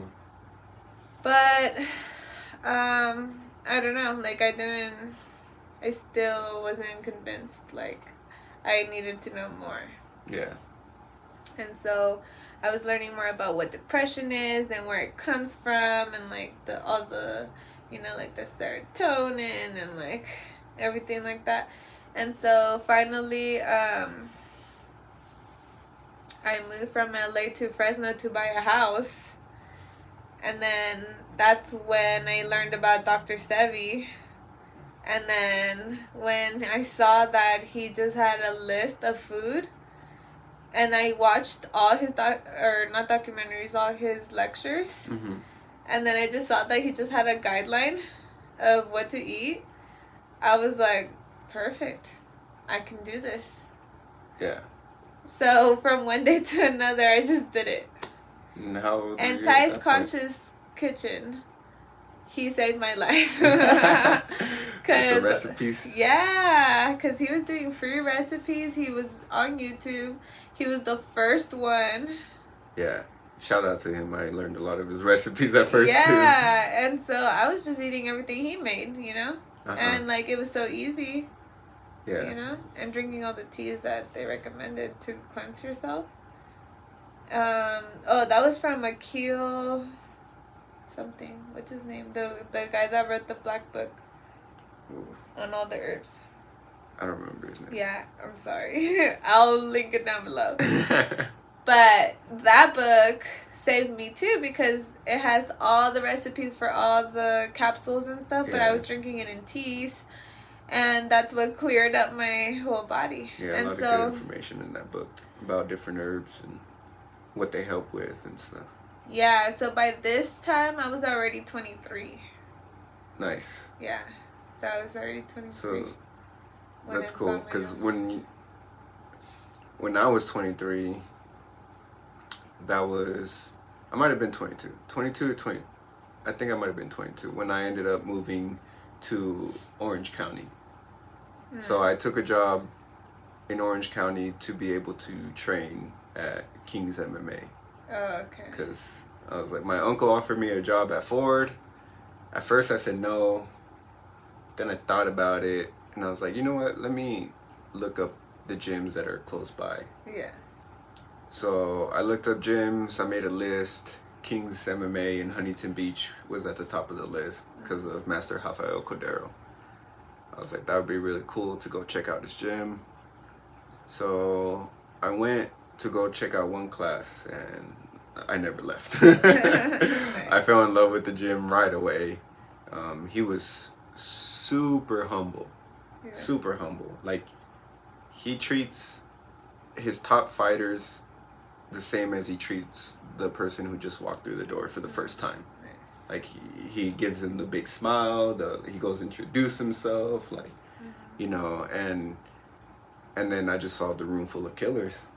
You know, they had 2 belts at the time, you know, Fabricio Verdum and Rafael Dos Anjos, 2 just killers. I was a fan of people like Vanderlei Silva and Shogun Rua, Anderson Silva, all these legends that he worked with. I was like, damn, I could learn from it. Yeah. So I was like, all right, I loved the vibe of the gym, everything. So I was like, I'm taking the job, and I'm working there. I worked for a month to be able to afford paying for the gym, the membership. And luckily enough, I had an uncle who lived in Stanton, and he said I could live in his little trailer. It was like, it was a small trailer, a bed. It had a small kitchen that didn't work or anything like that, but whatever, I didn't care. I was very grateful that he let me stay there, and so I just lived there, and while I worked and trained, and that's all I did. And my brother ended up getting out of prison around that time, and he ended up staying with me at my uncle's house because it was either he had a family member to stay with, or he had to go to one of those group homes. Oh, dang. Okay. So luckily he was able to come move with me. And it was a good thing I moved away from our hometown because he wasn't able to go back there because the victims were still there. Yeah. So it's not like he could go back with our parents or anything. So me and my brother shared a bed, you know, and then he ended up also signing up to the gym with me. And then so we were just going and training, and it ended up being really awesome because this whole time I thought my brother was going to miss my first fight, like kickboxing fights and stuff like that, because he was in prison. But since it took me a while to find a place where I truly called home and wanted to fight out of, it ended up working out to where my brother cornered me in my first fight, and he cornered me in all my fights. And that meant everything to me. Like, having my brother there, he made me, you know, he was my pad holder, so he made me a lot better and everything. And yeah, so around that time, I started to have more mushroom experiences. So that led to having some more consciousness expanding mindset, to where it opened my eyes to where I started questioning everything. You know, from the school system I grew up in to the food industry. And I realized the food industry was such a big one. Yeah. And I never realized what went into it. Like, growing up, I never second guessed anything about the food. You know? Me either. Like, we're eating chorizo, I didn't even know it was pig. Yeah, we're eating ham, I didn't even know that was like a part of the pig. And bacon is part of a pig. And everything is like, they give them all these different names so that you don't really make the connection. Yeah, salchichas, like, you don't even know what the hell that is. Yeah. You know, and you don't care. You don't care. You just chicken. Yeah, you know it's chicken, but you're so disconnected that you don't even like think about how good that chicken lived, what they fed that chicken, anything, you know. And so I started questioning all these things, and that led me to watching videos on like factory farming. Once I saw factory farming, I was like, what the heck is going on? Like, this is what they're feeding us? Yeah. like the worst meat thinkable. Yeah. Filled up with steroids and hormones. They're all on top of each other, like all the chickens on top of each other, just crapping on themselves and full of diseases, and then they just kill them and feed them to everybody. Yeah, I was already alkaline when I saw those videos, so it's crazy that I never actually saw it before. But yeah, once I started watching those, I watched like Earthlings and all these different like just documentaries that I don't even remember the names of, but they were like on YouTube and different websites and stuff like that. I watched all that and I was like, holy crap, like no wonder so many people are so sick. And that made me realize that all that fear and the adrenaline that the animals were experiencing was being passed through the food, through the meat. Yeah. And I was like, I don't want that anymore. I don't want that anymore. So I gave up meat, became the first vegetarian in my family that I know of. My parents thought it was super weird. Oh yeah. You know. Mine too. Yeah, they thought it was super weird. You're gonna die. Where are you getting your protein? Yeah. Yeah. And yeah. After that, well, I realized how bad that was to be consuming, and I didn't feel right anymore, you know. I didn't feel right. So I still had trouble with cheese though. So that's why I was just vegetarian. Okay. And yeah, I didn't do cheese for longer than like me and dairy did not go anymore. Yeah. I was lactose intolerant, so I've been without milk. I had no problem with cheese or milk or anything. I grew up drinking cups of milk, 2 cups of milk every day. I mean, I did too, but there was a point where I stopped. But, I mean, I guess I was still having dairy in my life because after you become alkaline, you realize that even, like, tomato sauce has milk. Yeah. Like, everything has milk. Yeah, so, it's really crazy. So, as a vegetarian, I actually started coming across Dr. Sebi videos, too. And I listened to him, and I was like, man, this brother, he like, I was resonating with everything he was saying. And then I found out that, he was healed by a Mexican, or, a Mexican helped him heal. Yeah. It's funny, his name was Alfredo, too. Yeah. And I was like, whoa. I was like, dang, that's pretty crazy. And I was listening to him and every day and just like, dang. But then, I was still eating pizza with cheese on it. It was hard to give it up. And I was like, man, I know this is not good for me. I know one day I'm going to give it up. Yeah. It was just hard to decide today's the day. It was so hard to make that decision until I had another mushroom trip. A very profound one. I did like 7 grams. And it just showed me already how electrical and magnetic my body was. And then after it showed me how electrical it was, it showed me how much more it could become, how higher vibrating I could become. And then it's like, I don't know how to explain it exactly, but I could see my brain be getting rewired. Like, the way I put it is just like a huge highway getting deconstructed. Yeah. And then a new highway being constructed where the old one was. And I was seeing all of this happening, and I was just kind of observing, like, okay, this is pretty weird, but what, I don't know what's going on exactly, until the next day, where my addiction was completely gone. Oh, wow. I was like, I'm never eating cheese again. And I haven't since that day. Wow, that's crazy. And it was crazy because, like, I went in there with an intention. Yeah. I knew in my heart already that I wanted to give up cheese one day, but I just didn't feel like I had the strength to be able to do it. The mushrooms helped me rewire my brain and give me this new pathway, another new mindset, another new way of thinking, where this addiction was just completely gone from one day to the other. And it was gone. and I haven't had cheese since. I haven't. Yeah, some days I miss it. Like my family still has pizza, and it fucking smells good. Like pizza smells bomb. Yeah. There's no way around that. But now I'm not. I never been to the point where I'm like, yeah. like I'm about to take a bite. Yeah. You know, and I haven't been back since, and it's been it's been great ever since. You know, I've been much healthier. I only lasted as a vegan for I think a month or two before I decided to also go with the Dr. Sebi guideline. Okay.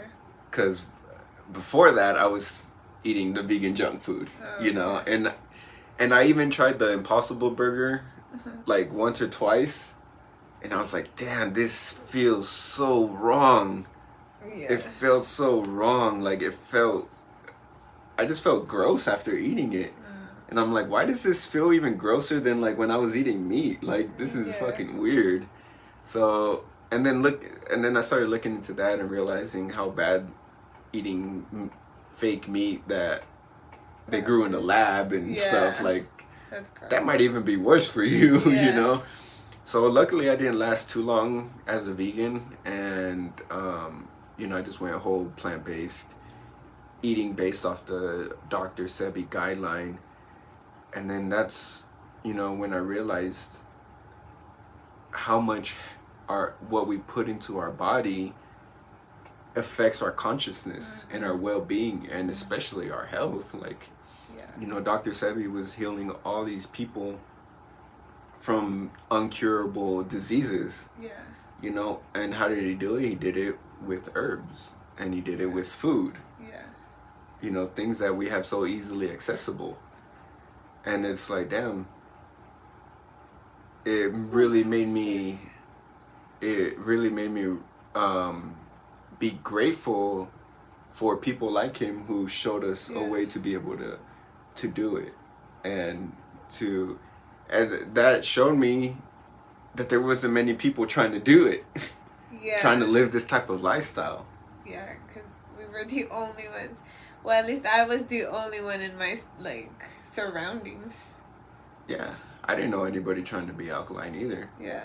I mean, some vegans here and there, but it's like even they eating soy, eating all these different man-made things just because they don't come from animals, but it's still like, it helped me ever since I started doing mushrooms, I felt a calling to nature and to want to be closer to nature, because nature is healing. Nature is very nurturing in a way to where she's not trying to kill us. Yeah. Everything that has to do with nature has to do with life. Right.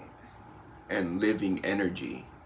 And there's not many people, even though there's a lot of people who consider themselves like spiritual and all these different things, they consider themselves spiritual, but yet they're not following nature's course. They're still going against nature in different ways. Right.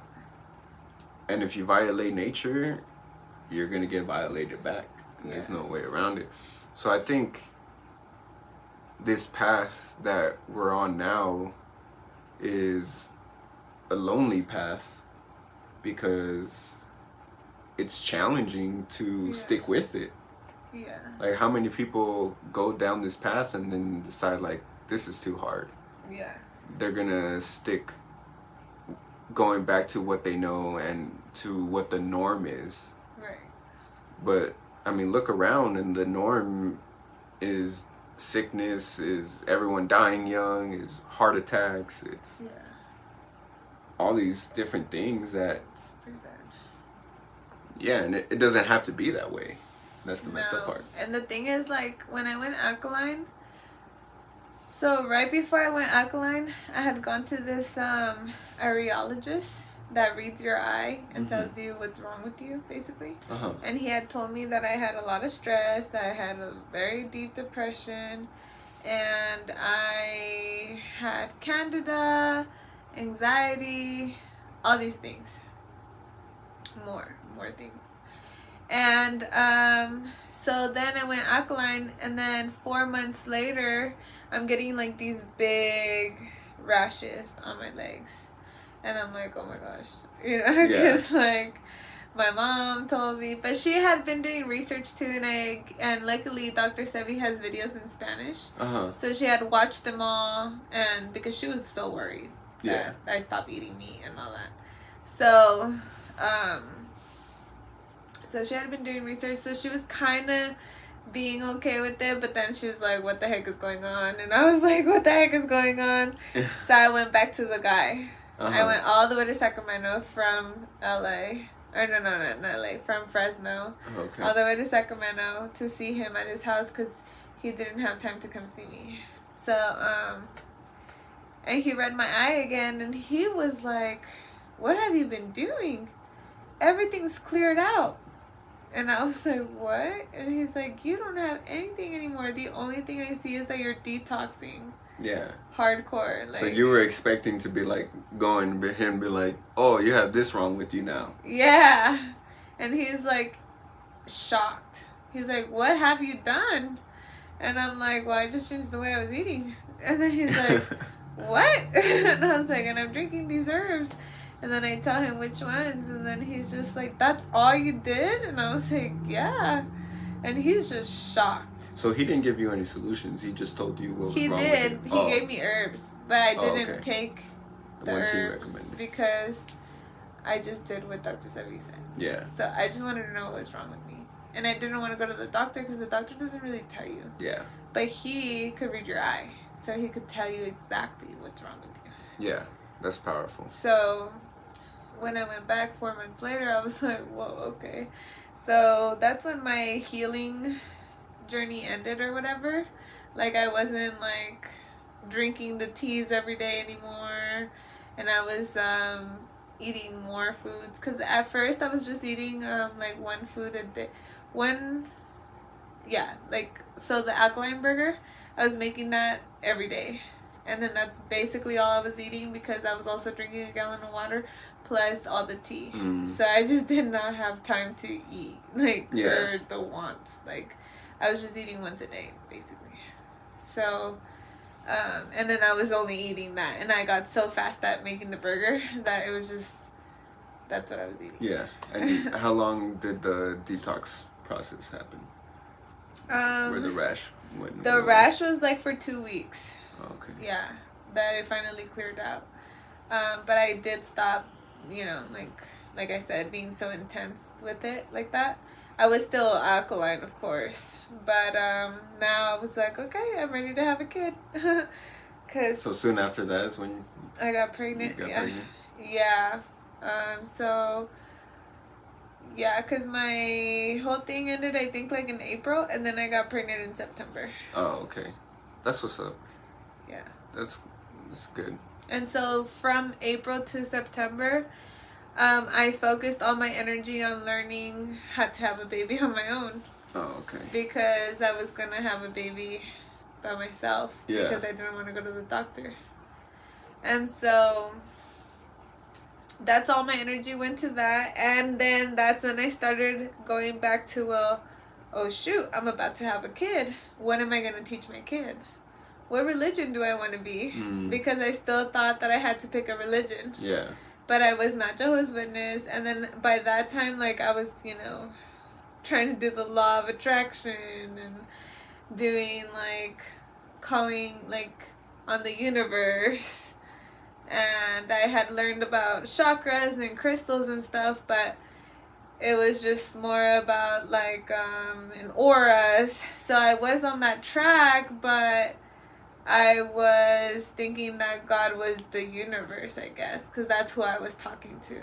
So when I wanted something or when I felt something or whatever, like, I was like, oh, universe, like, help me, Yeah. Well, the universe is just another name. But it's the creation, though. No, the universe is created by God, so it's not just another name of God. Well, in a sense, because uni means one. So it's the one of everything. So it's the everything combined. That's what's the God universe created. is. Yeah, the Most High created. Yeah. So it's still not the Most High though. Yeah, I see what you're saying. Yeah. So anyway, so I was just trying to look up, what I was going to teach my son. Did I want to be Jehovah's Witness? Because at that point, like, they were the ones that made the most sense to me because they didn't celebrate all these holidays and they were, like, I don't know. Like, I just felt like they were the closest to what I wanted to be. Yeah. But then I was like, but then there's this, and then there's this. Like, there's so many things that I don't agree with that, do I really want to be Jehovah's Witness? Like, yeah. And so, so I just started learning more and more and more. But then I just kind of said, okay, well, actually, towards the end of my pregnancy, that's when I stumbled upon this video that of this person who had a prayer room. And so she would go into her prayer room and she would write down, like, journal her prayers, but it was towards God. And so I was like, what the heck? That's exactly what I do, except I put universe. And I was like, well, is the universe God? And then I started going into that. And then that's when I found out that no, the universe is created by the Most High, so it's not the Most High, And so I was like, oh, whoa. So then I started going towards the Most High. And then after that, I just decided I wasn't going to be a religion because through all my research and stuff, I found out that, you don't even have to be part of a religion to have a connection with the Most High. Yeah. That a religion is just like a group of people who get together to talk about the Most High. Yeah. And I mean, a lot of times religions could get in the way of your direct connection to the Most High. Yeah. And for a long time, that's what they did. They were like, oh, you need a priest to tell you the word of God instead of you knowing it for yourself. Yeah. Oh, and because I started reading the Bible. And then I found this group called the baby. I found this group called why am I blanking right now? What the Torah people? Yeah, Torah. The people who follow Torah. And so they didn't celebrate any of those holidays. They actually celebrated the holy days in the Bible. And they also just followed a lot of, like the Bible. Yeah. Like we were reading the Bible, so they were reading the Bible.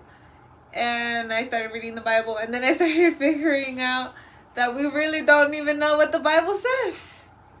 Because we're told what the Bible says. Nobody actually sits there and like reads the whole Bible anymore. Yeah. Like they just read verses out of context. Yeah.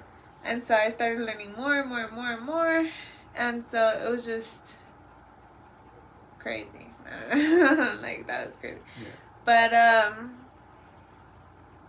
But you know what? Actually, I don't think that I found them. No. I don't think I found them till after my brother had passed away, actually. Yeah. Which wasn't that long after I had Junior. Because Junior was still, 18, 19, 20. But he didn't get his birthday on. He was only 1. Yeah. Yeah. So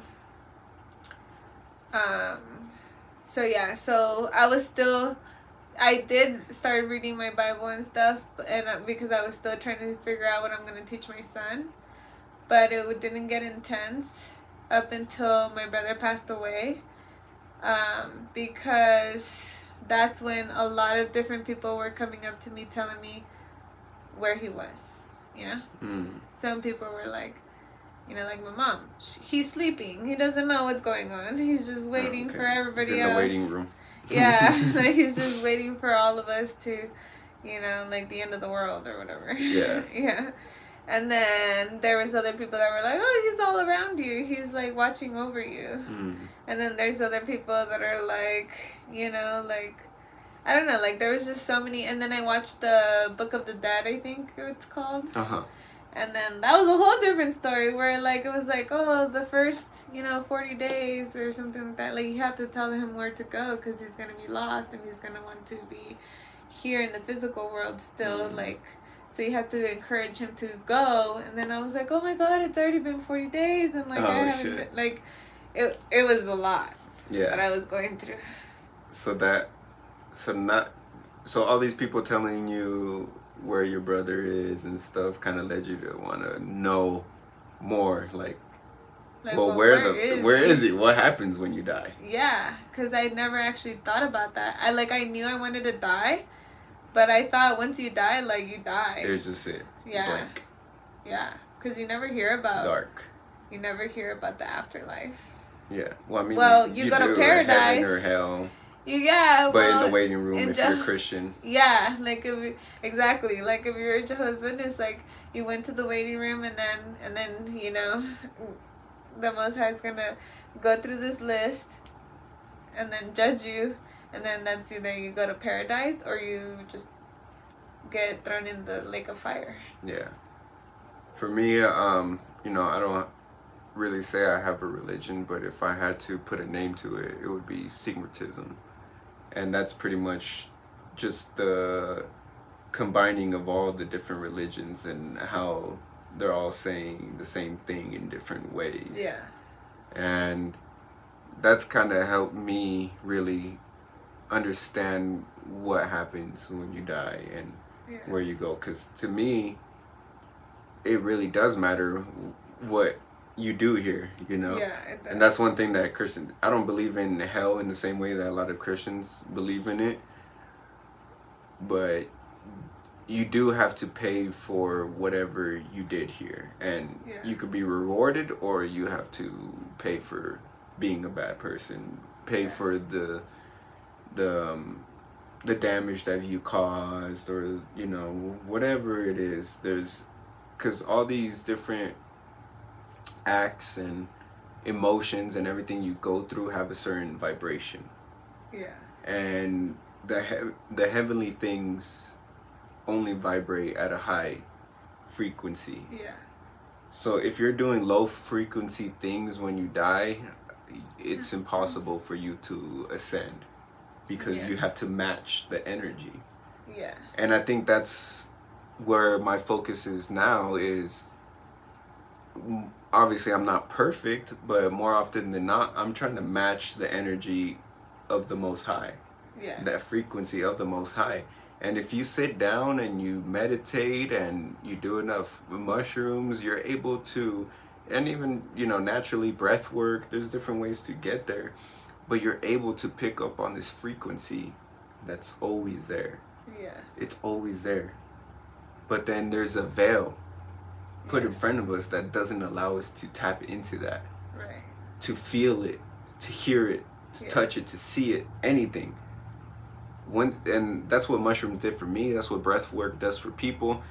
It rips that veil apart. It rips it away, so you're able to actually see it, and you're able to hear it, and you're able to pick up on it, and you try to resonate with it. Yeah. And if you're trying to resonate with that frequency of the Most High, you can't help but want to do good things. You can't help but want to live a natural life. Right. You can't help but want to eat foods that match that same vibration. Yeah. Because every food has a vibration. Meat is dead. Flesh is dead. It's not vibrating high whatsoever. Yeah. Fruit is still very alive. Yeah. When you eat it, it has such a high energy, it has such a high frequency that when you eat it, you can't help but become that frequency either. And that's why the old saying, you are what you eat, is so true. And I started putting all those together too. Yeah.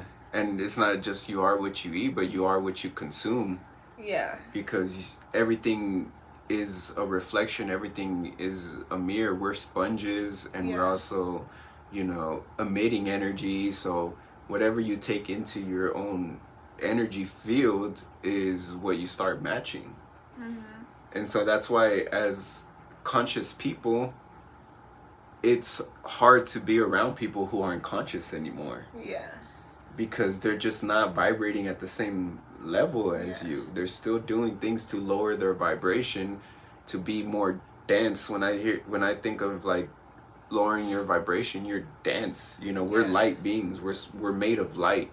So anything that makes you more dense and tied down to this world is against nature. It's against our being, our natural state of being. Yeah. And that's why we're technically fallen angels. Yeah.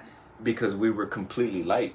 Yeah. But we're still connected to that part of us that is 100% light. Yeah.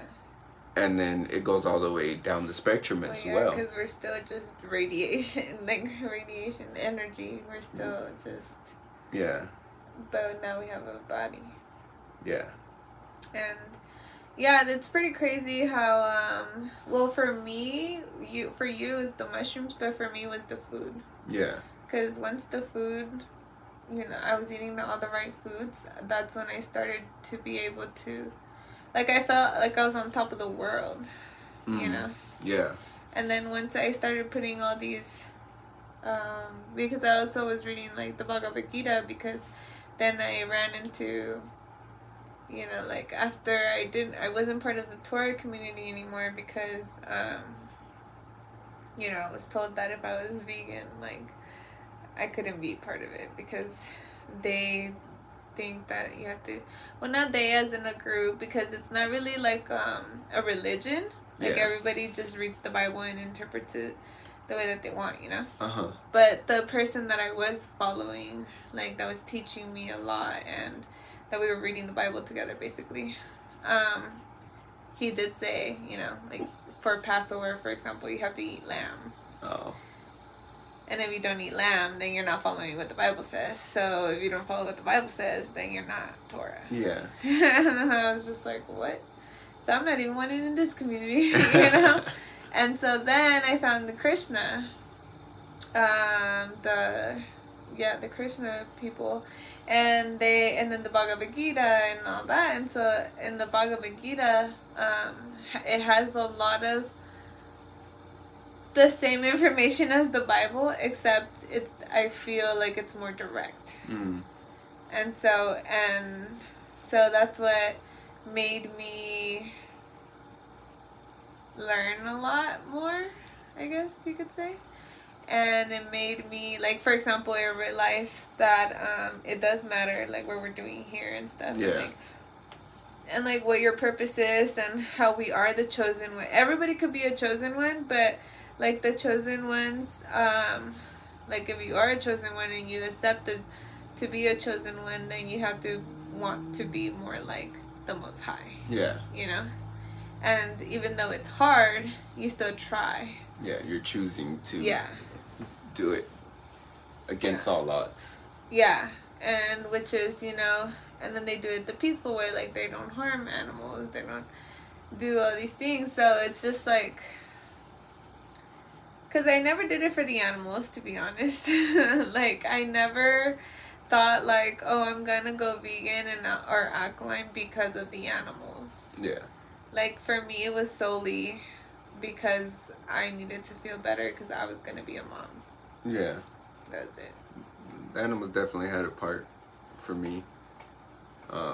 Especially just seeing how they were treated. I knew nothing should be treated like that, Yeah. And I think for me, I barely even had, I did feel bad for humans and stuff, but I was I went through so much. If I'm okay, then you can be okay. I just kind of, if I had a hard time feeling bad for a human, I was not about to sit there and feel bad for other animals. Yeah, I feel you. But now, I'm glad that it helps them and stuff, because I wouldn't, it's not I was going out and, kicking animals and stuff that, but it was just, I don't know, it was a whole different experience for me, for sure. Yeah. Yeah. And, yeah. One thing for me that for me it started to feel like the Bible and the stuff, even though they're great books, like even in Genesis it says how the fruits bearing seeds are, Yeah. you know, supposed to be the food for the people, Yeah. right? So I love like those type of verses and everything like that. But then also at the same time, I don't think they're super necessary. I think they were important in these times as a tool. You know, the ancients were able to foresee things and they knew we were going to be separating from God. So things written down in text, spiritual, about the spiritual realm and about yourself and how to ascend are Yeah. super important, Yeah. but not 100% necessary. Meaning, if you just are able to look at nature and look at your own nature and your mind, because your mind is your direct connection to the Most High. Yeah. And it's the one thing no one could take from you. Yeah. But it's the one thing they try to control the most. Yeah. So why are they trying to control it Right. so much? And it's because it is your direct connection to it. Yeah. You don't need anything outside of yourself to connect to the Most Right. High. And if you want to see what you're supposed to be doing and how you're supposed to be living, then you look at nature. Yeah. And I know people say, oh, how, you know, ruthless nature can be and stuff like that. But there's different ways, you know, to look at it. Yeah. And if you look at nature for real, and especially like my fascination with mushrooms and stuff, you look at how the mycelium network works and how it literally helps all the different plants and the trees, and they're all communicating and feeding each other, sharing nutrients with each other. They're not at war. They're actually in a symbiotic relationship, and the creatures with the best symbiotic relationship with each other are the ones that are thriving the most. Right.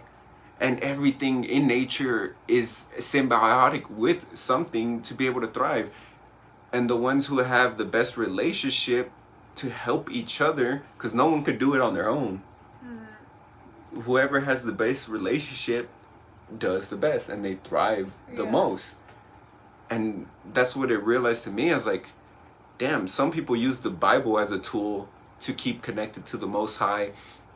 I had mushrooms to help me keep connected to the Most High, because everything is just a tool. It's a relationship. It's a, you know, mushrooms, I think mushrooms have had a symbiotic relationship with humans since the beginning of time.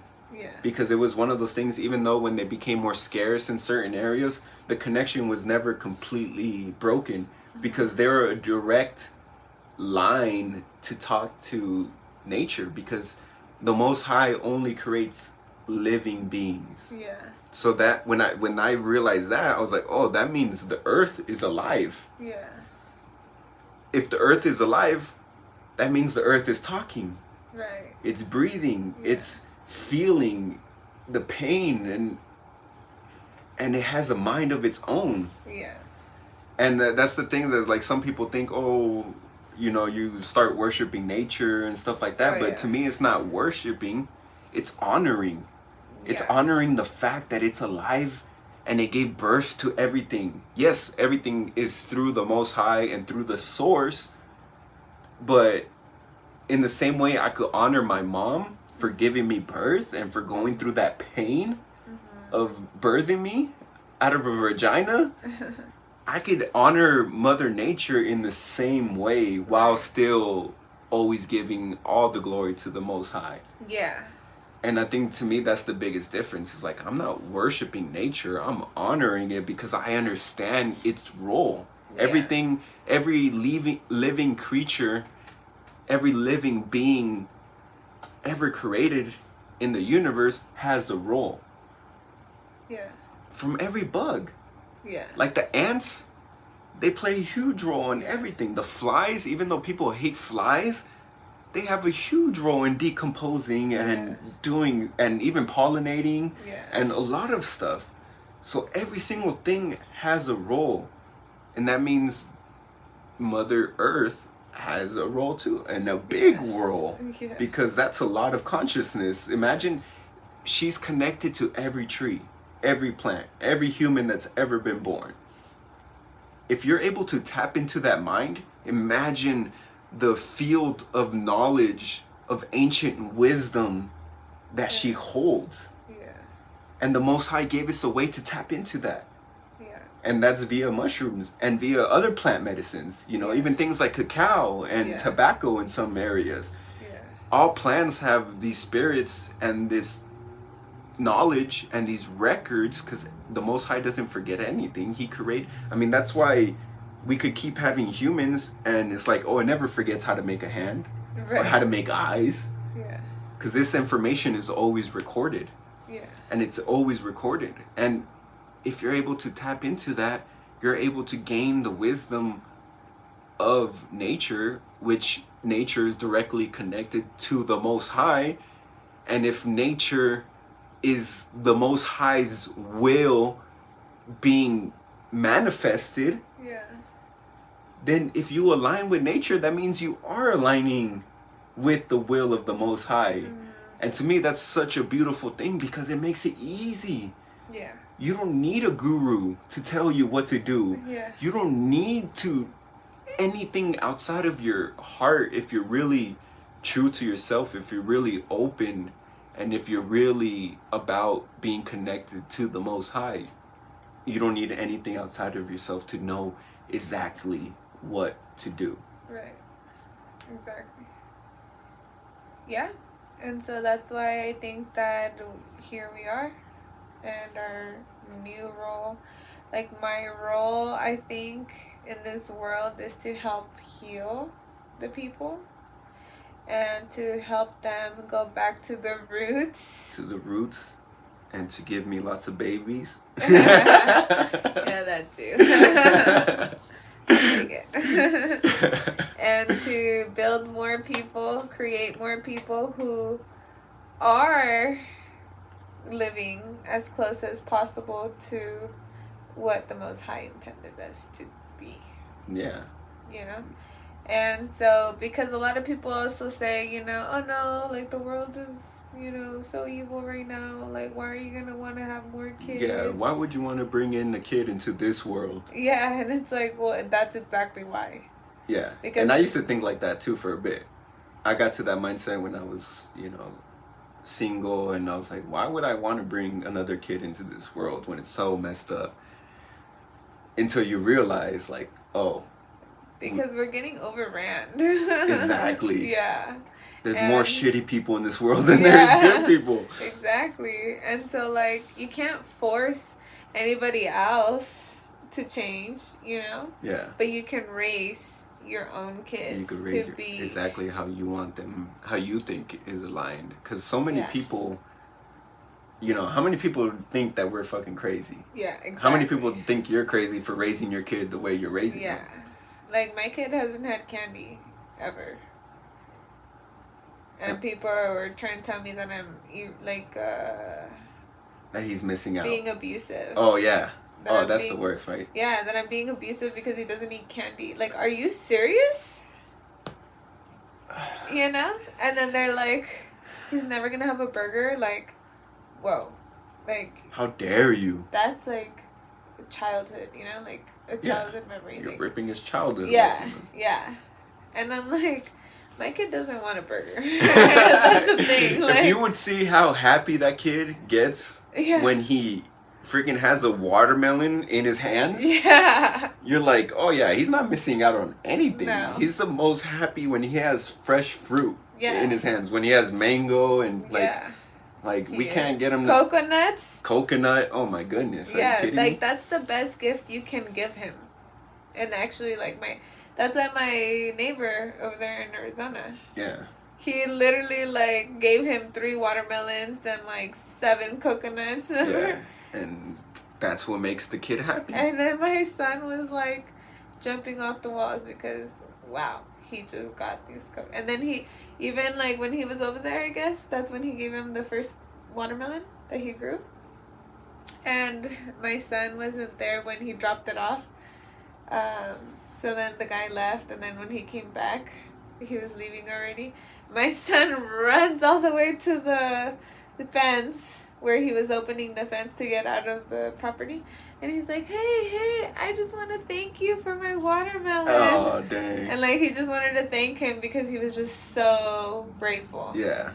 And even, awesome. like, today, for example, like, he asked me for lentils. Yeah. And he wanted lentils so bad, you know? And so I was making the lentils, and then when he realized that I made the lentils, he was like, oh, Mom, I love you so much. You love me because you made me lentils. And I was like, wow, you know? Yeah. Like, it's a beautiful thing, and it goes to show that that's what we need more of. yeah. We need, and then that's going to become the normal. Imagine when we have a group of kids who just know that this is the only way of living that they know. Yeah. Then they're not going to be thinking they're weird because they're not getting candy and all this other crap that other kids, you know, And, like, deal my with. son, he's only 4, and he's already teaching other people. Yeah, he loves teaching. Yeah. He loves telling other people, like, for example, like, growing seeds. That's something new that he learned, you know? Like, that he could grow his own food. When he realized that, he was like, whoa, if we save every seed from every orange that we eat, we can plant them all, and we could never go to the store again, and we could just grow all the oranges, and we could feed ourselves and other people. Like, he was so happy. Just think how beautiful that is, and Yeah. how aligned that is to the Most High's will. Yeah. Because, so like how I say, for example, how I say, look to nature to know. Yeah. Eat a cherimoya. If you don't know what a cherimoya is, one of the most delicious exotic fruits there is, in my opinion. Oh, yeah. You eat a cherimoya, every bite you have to spit out 1 or 2 seeds. Yeah. But goddamn, 30 seeds in one fruit. Yeah. So you want to talk about abundance. For real. You eat one fruit and you could get 30 trees. Yep. Exactly. That's a lesson. Yeah. In the food. Yeah. And the food itself is information.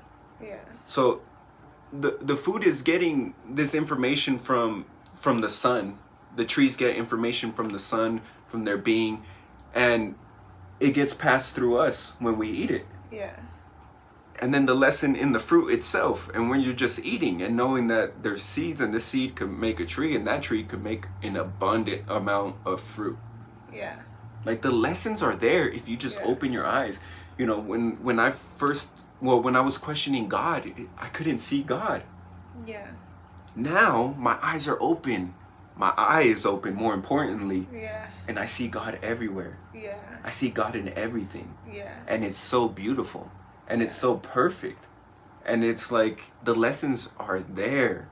Everything is there. Everything you need to know is within yourself. Exactly. And if you're having trouble finding it within yourself, then look at a tree.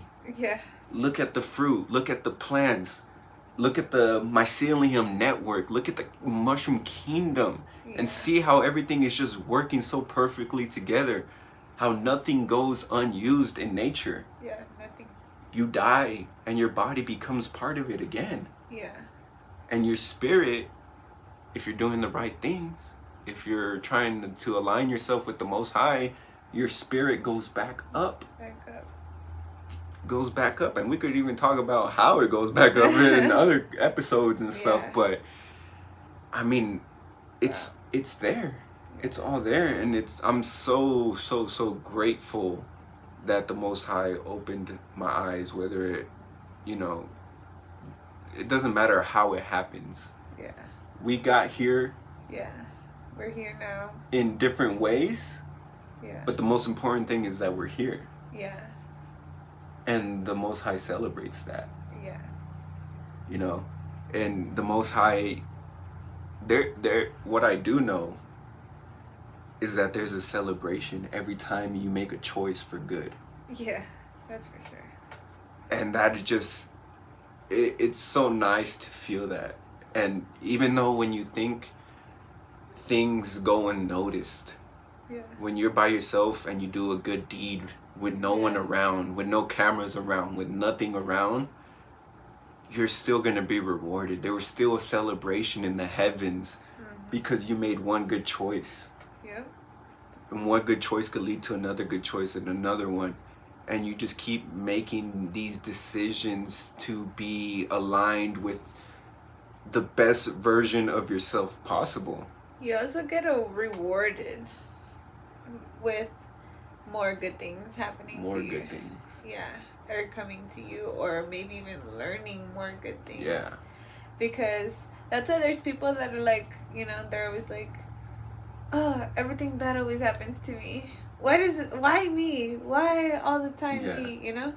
And it's like, because that's how they're vibrating in that low frequency, so that's what they're attracting, that's what they're and that's how they're perceiving it too. Yeah. Because that bad thing happening to them could just be the lesson they need to get out of there. Yeah. But since they're like, oh, why does this always keep happening to me? It's because you haven't learned the lesson. Yeah, exactly. You haven't done what you needed to do, so you're gonna get the lesson again. Right. And I got plenty of lessons multiple times before I was like, oh, okay, I get it. Same, because, you know, I went through the same situations over and over and over and over and over again until I was like, okay, this stops now. You know? Yeah. Like, okay, what am I doing? Okay, first of all, my bracelet, heartless. Yeah. What did you do with that bracelet? I threw it out. Yeah. And I'm pretty sure I found it again and then I burned it. Because I just threw it out my window one day when I was so frustrated. Because I was like, what the heck? Like, yeah. I'm not heartless, you know? Maybe I do have a heart. It's just, I gotta find it. Yeah, you gotta take shit off. That's what I felt like.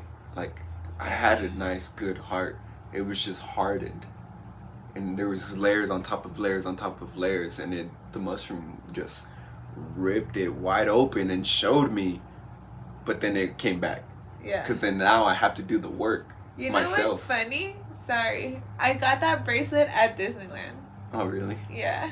I paid, like, it was like those bracelets that you, like, pay and you could write whatever you want. Oh.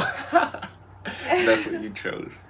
At Disneyland. And then I'm so against Disney now. And look at the harm that they did to me by giving me that bracelet. Because I was like living this whole life thinking I didn't have a heart. Crazy. Yeah, it's wild. Well, I'm glad you found your heart. Yeah. Because now I think you're passing off a beautiful way of living to your son, to, you know, and then obviously to our newborn that's coming.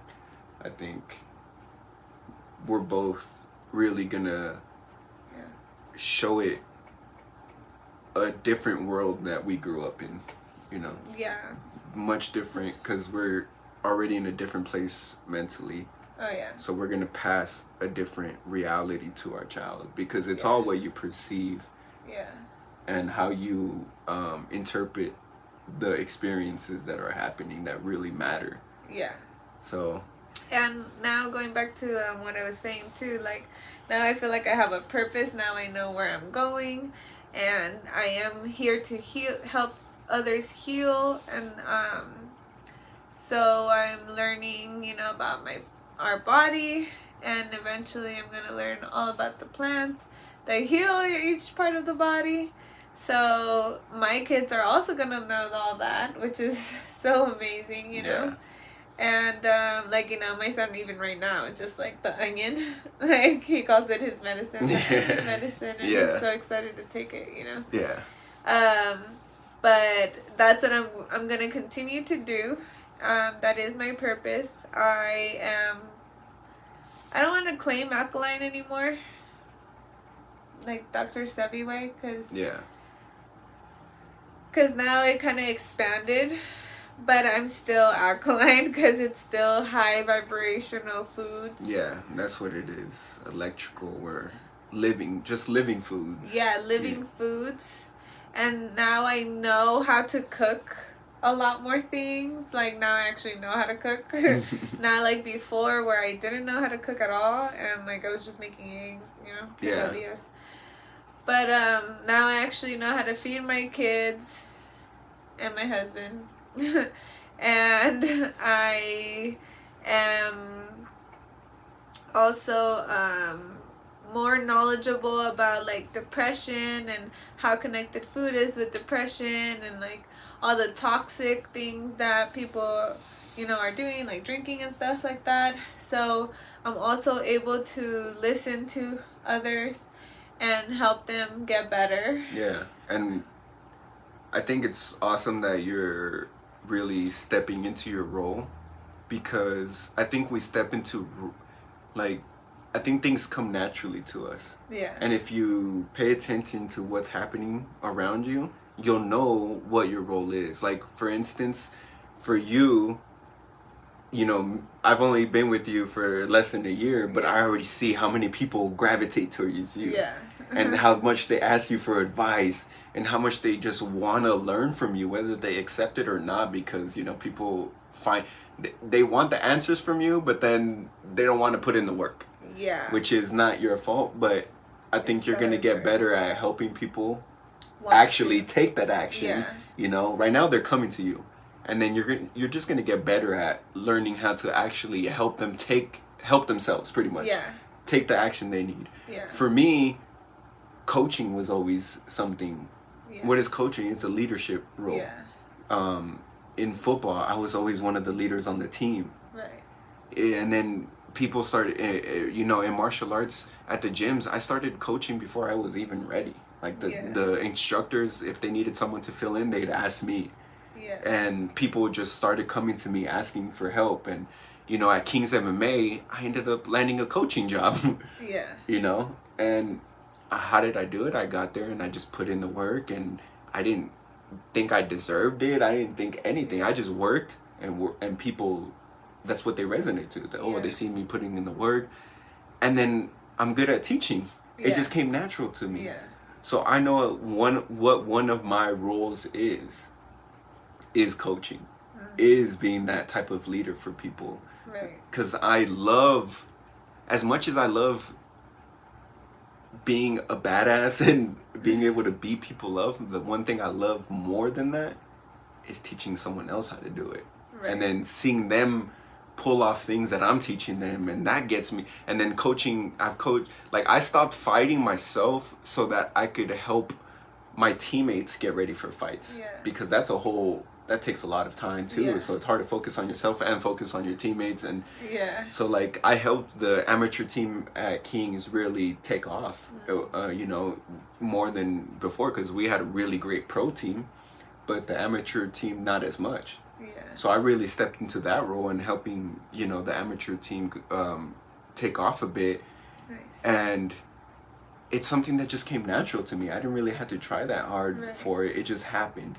No matter where I went. And you could choose to either accept your role or not. Yeah. But you were given that role for a reason. Mm-hmm. And I remember so many times driving to Kings just feeling so grateful. Like, wow, not many people could do what I'm doing right now. Yeah. Even though there's a lot of people in the martial arts realm, it's still like, damn, I'm so lucky that I have this ability and this gift of being able to teach people, and people wanting to learn from me. Yeah, exactly. You know, and people wanting to absorb what I know and everything. And even though I'm not at King's like I used to be, I know that was helping me become prepared for an even bigger role that the Most High has planned for me. And I don't know exactly what it is yet, what exactly it looks like, but I know I'm walking that path, and I know I'm on it, and I know it's going to become more clear, and it's going to be probably bigger and greater than I ever anticipated. Yeah. And, you know, I encourage people to find that role for themselves. What role do you have? Everyone has a role here. Everybody has a role. It's called a Dharma. A Dharma, exactly. Yeah, I love that word. Yeah, me too. Yeah. Purpose. What is your Dharma? Yeah. What is your Dharma? If you haven't found your Dharma yet, don't think that you don't have one. Don't overthink it. I think that's what it is. Yeah. Because even when I wasn't healthy, like, people still came up to me and asked for advice. Yeah. And I was just naturally good at it, like you say. Yeah, it's about paying attention. Yeah, but it's like, exactly, it's about paying attention. It's about, like, just because it's easy to you doesn't mean that it's nothing. Yeah. I think that's how it feels to me sometimes. Because you know how I tell you, like, well, I'm just a mom. Yeah.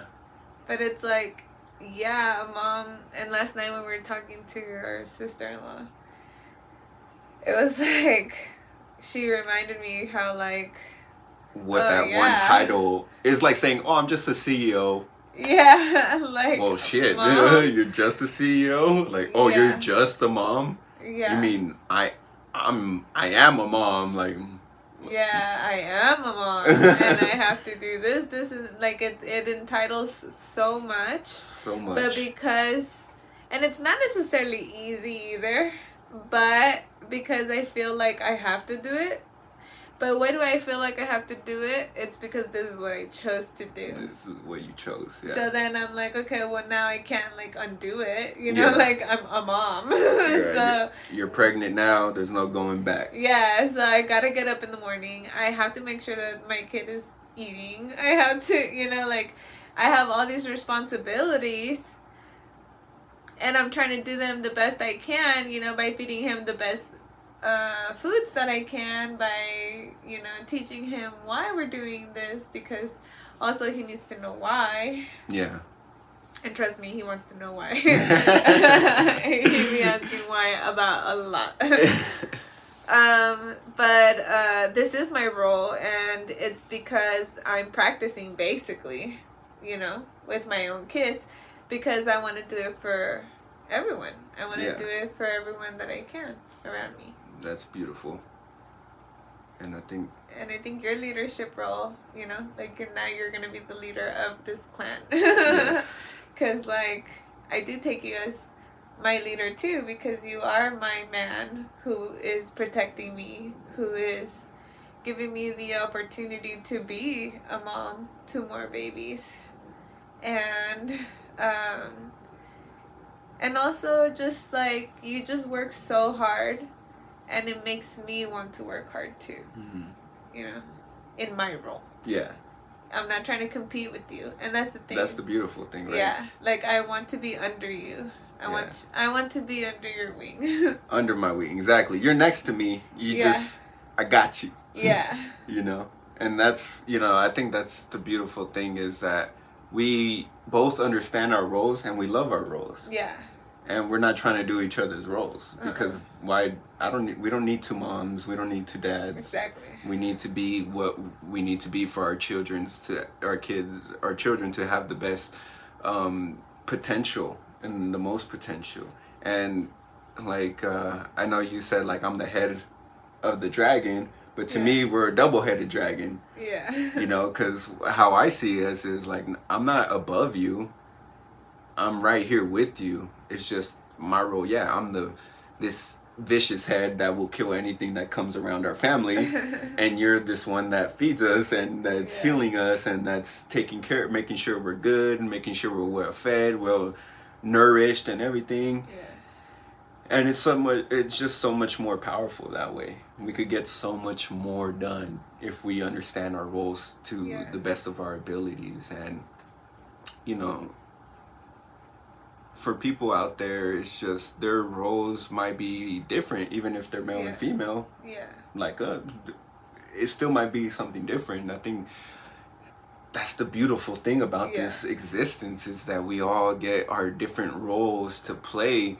Now imagine if a group of people understanding their roles, understanding what everyone is good at, what your gift is, you know, and then bringing all those gifts together to build each other up, to build something greater than any individual can be, then that's where the true power lies. And that's why they try to separate the family unit, and that's why they try to divide us with all these politics and all this bull crap that there is in the world, because they know if we all came together and used our gifts wisely, we would be unstoppable. Yeah.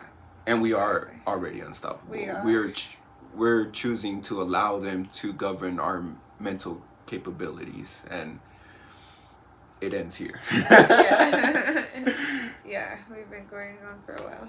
Yeah, So, and we could keep going, but that's just the beauty of it. Like, there's Yeah. just so much to talk about. There is so much. But thank you so much for listening to us. And Yes. please don't forget to subscribe, like, and comment. Actually, Yeah. comment under our video. Dharma. Yeah, I like that.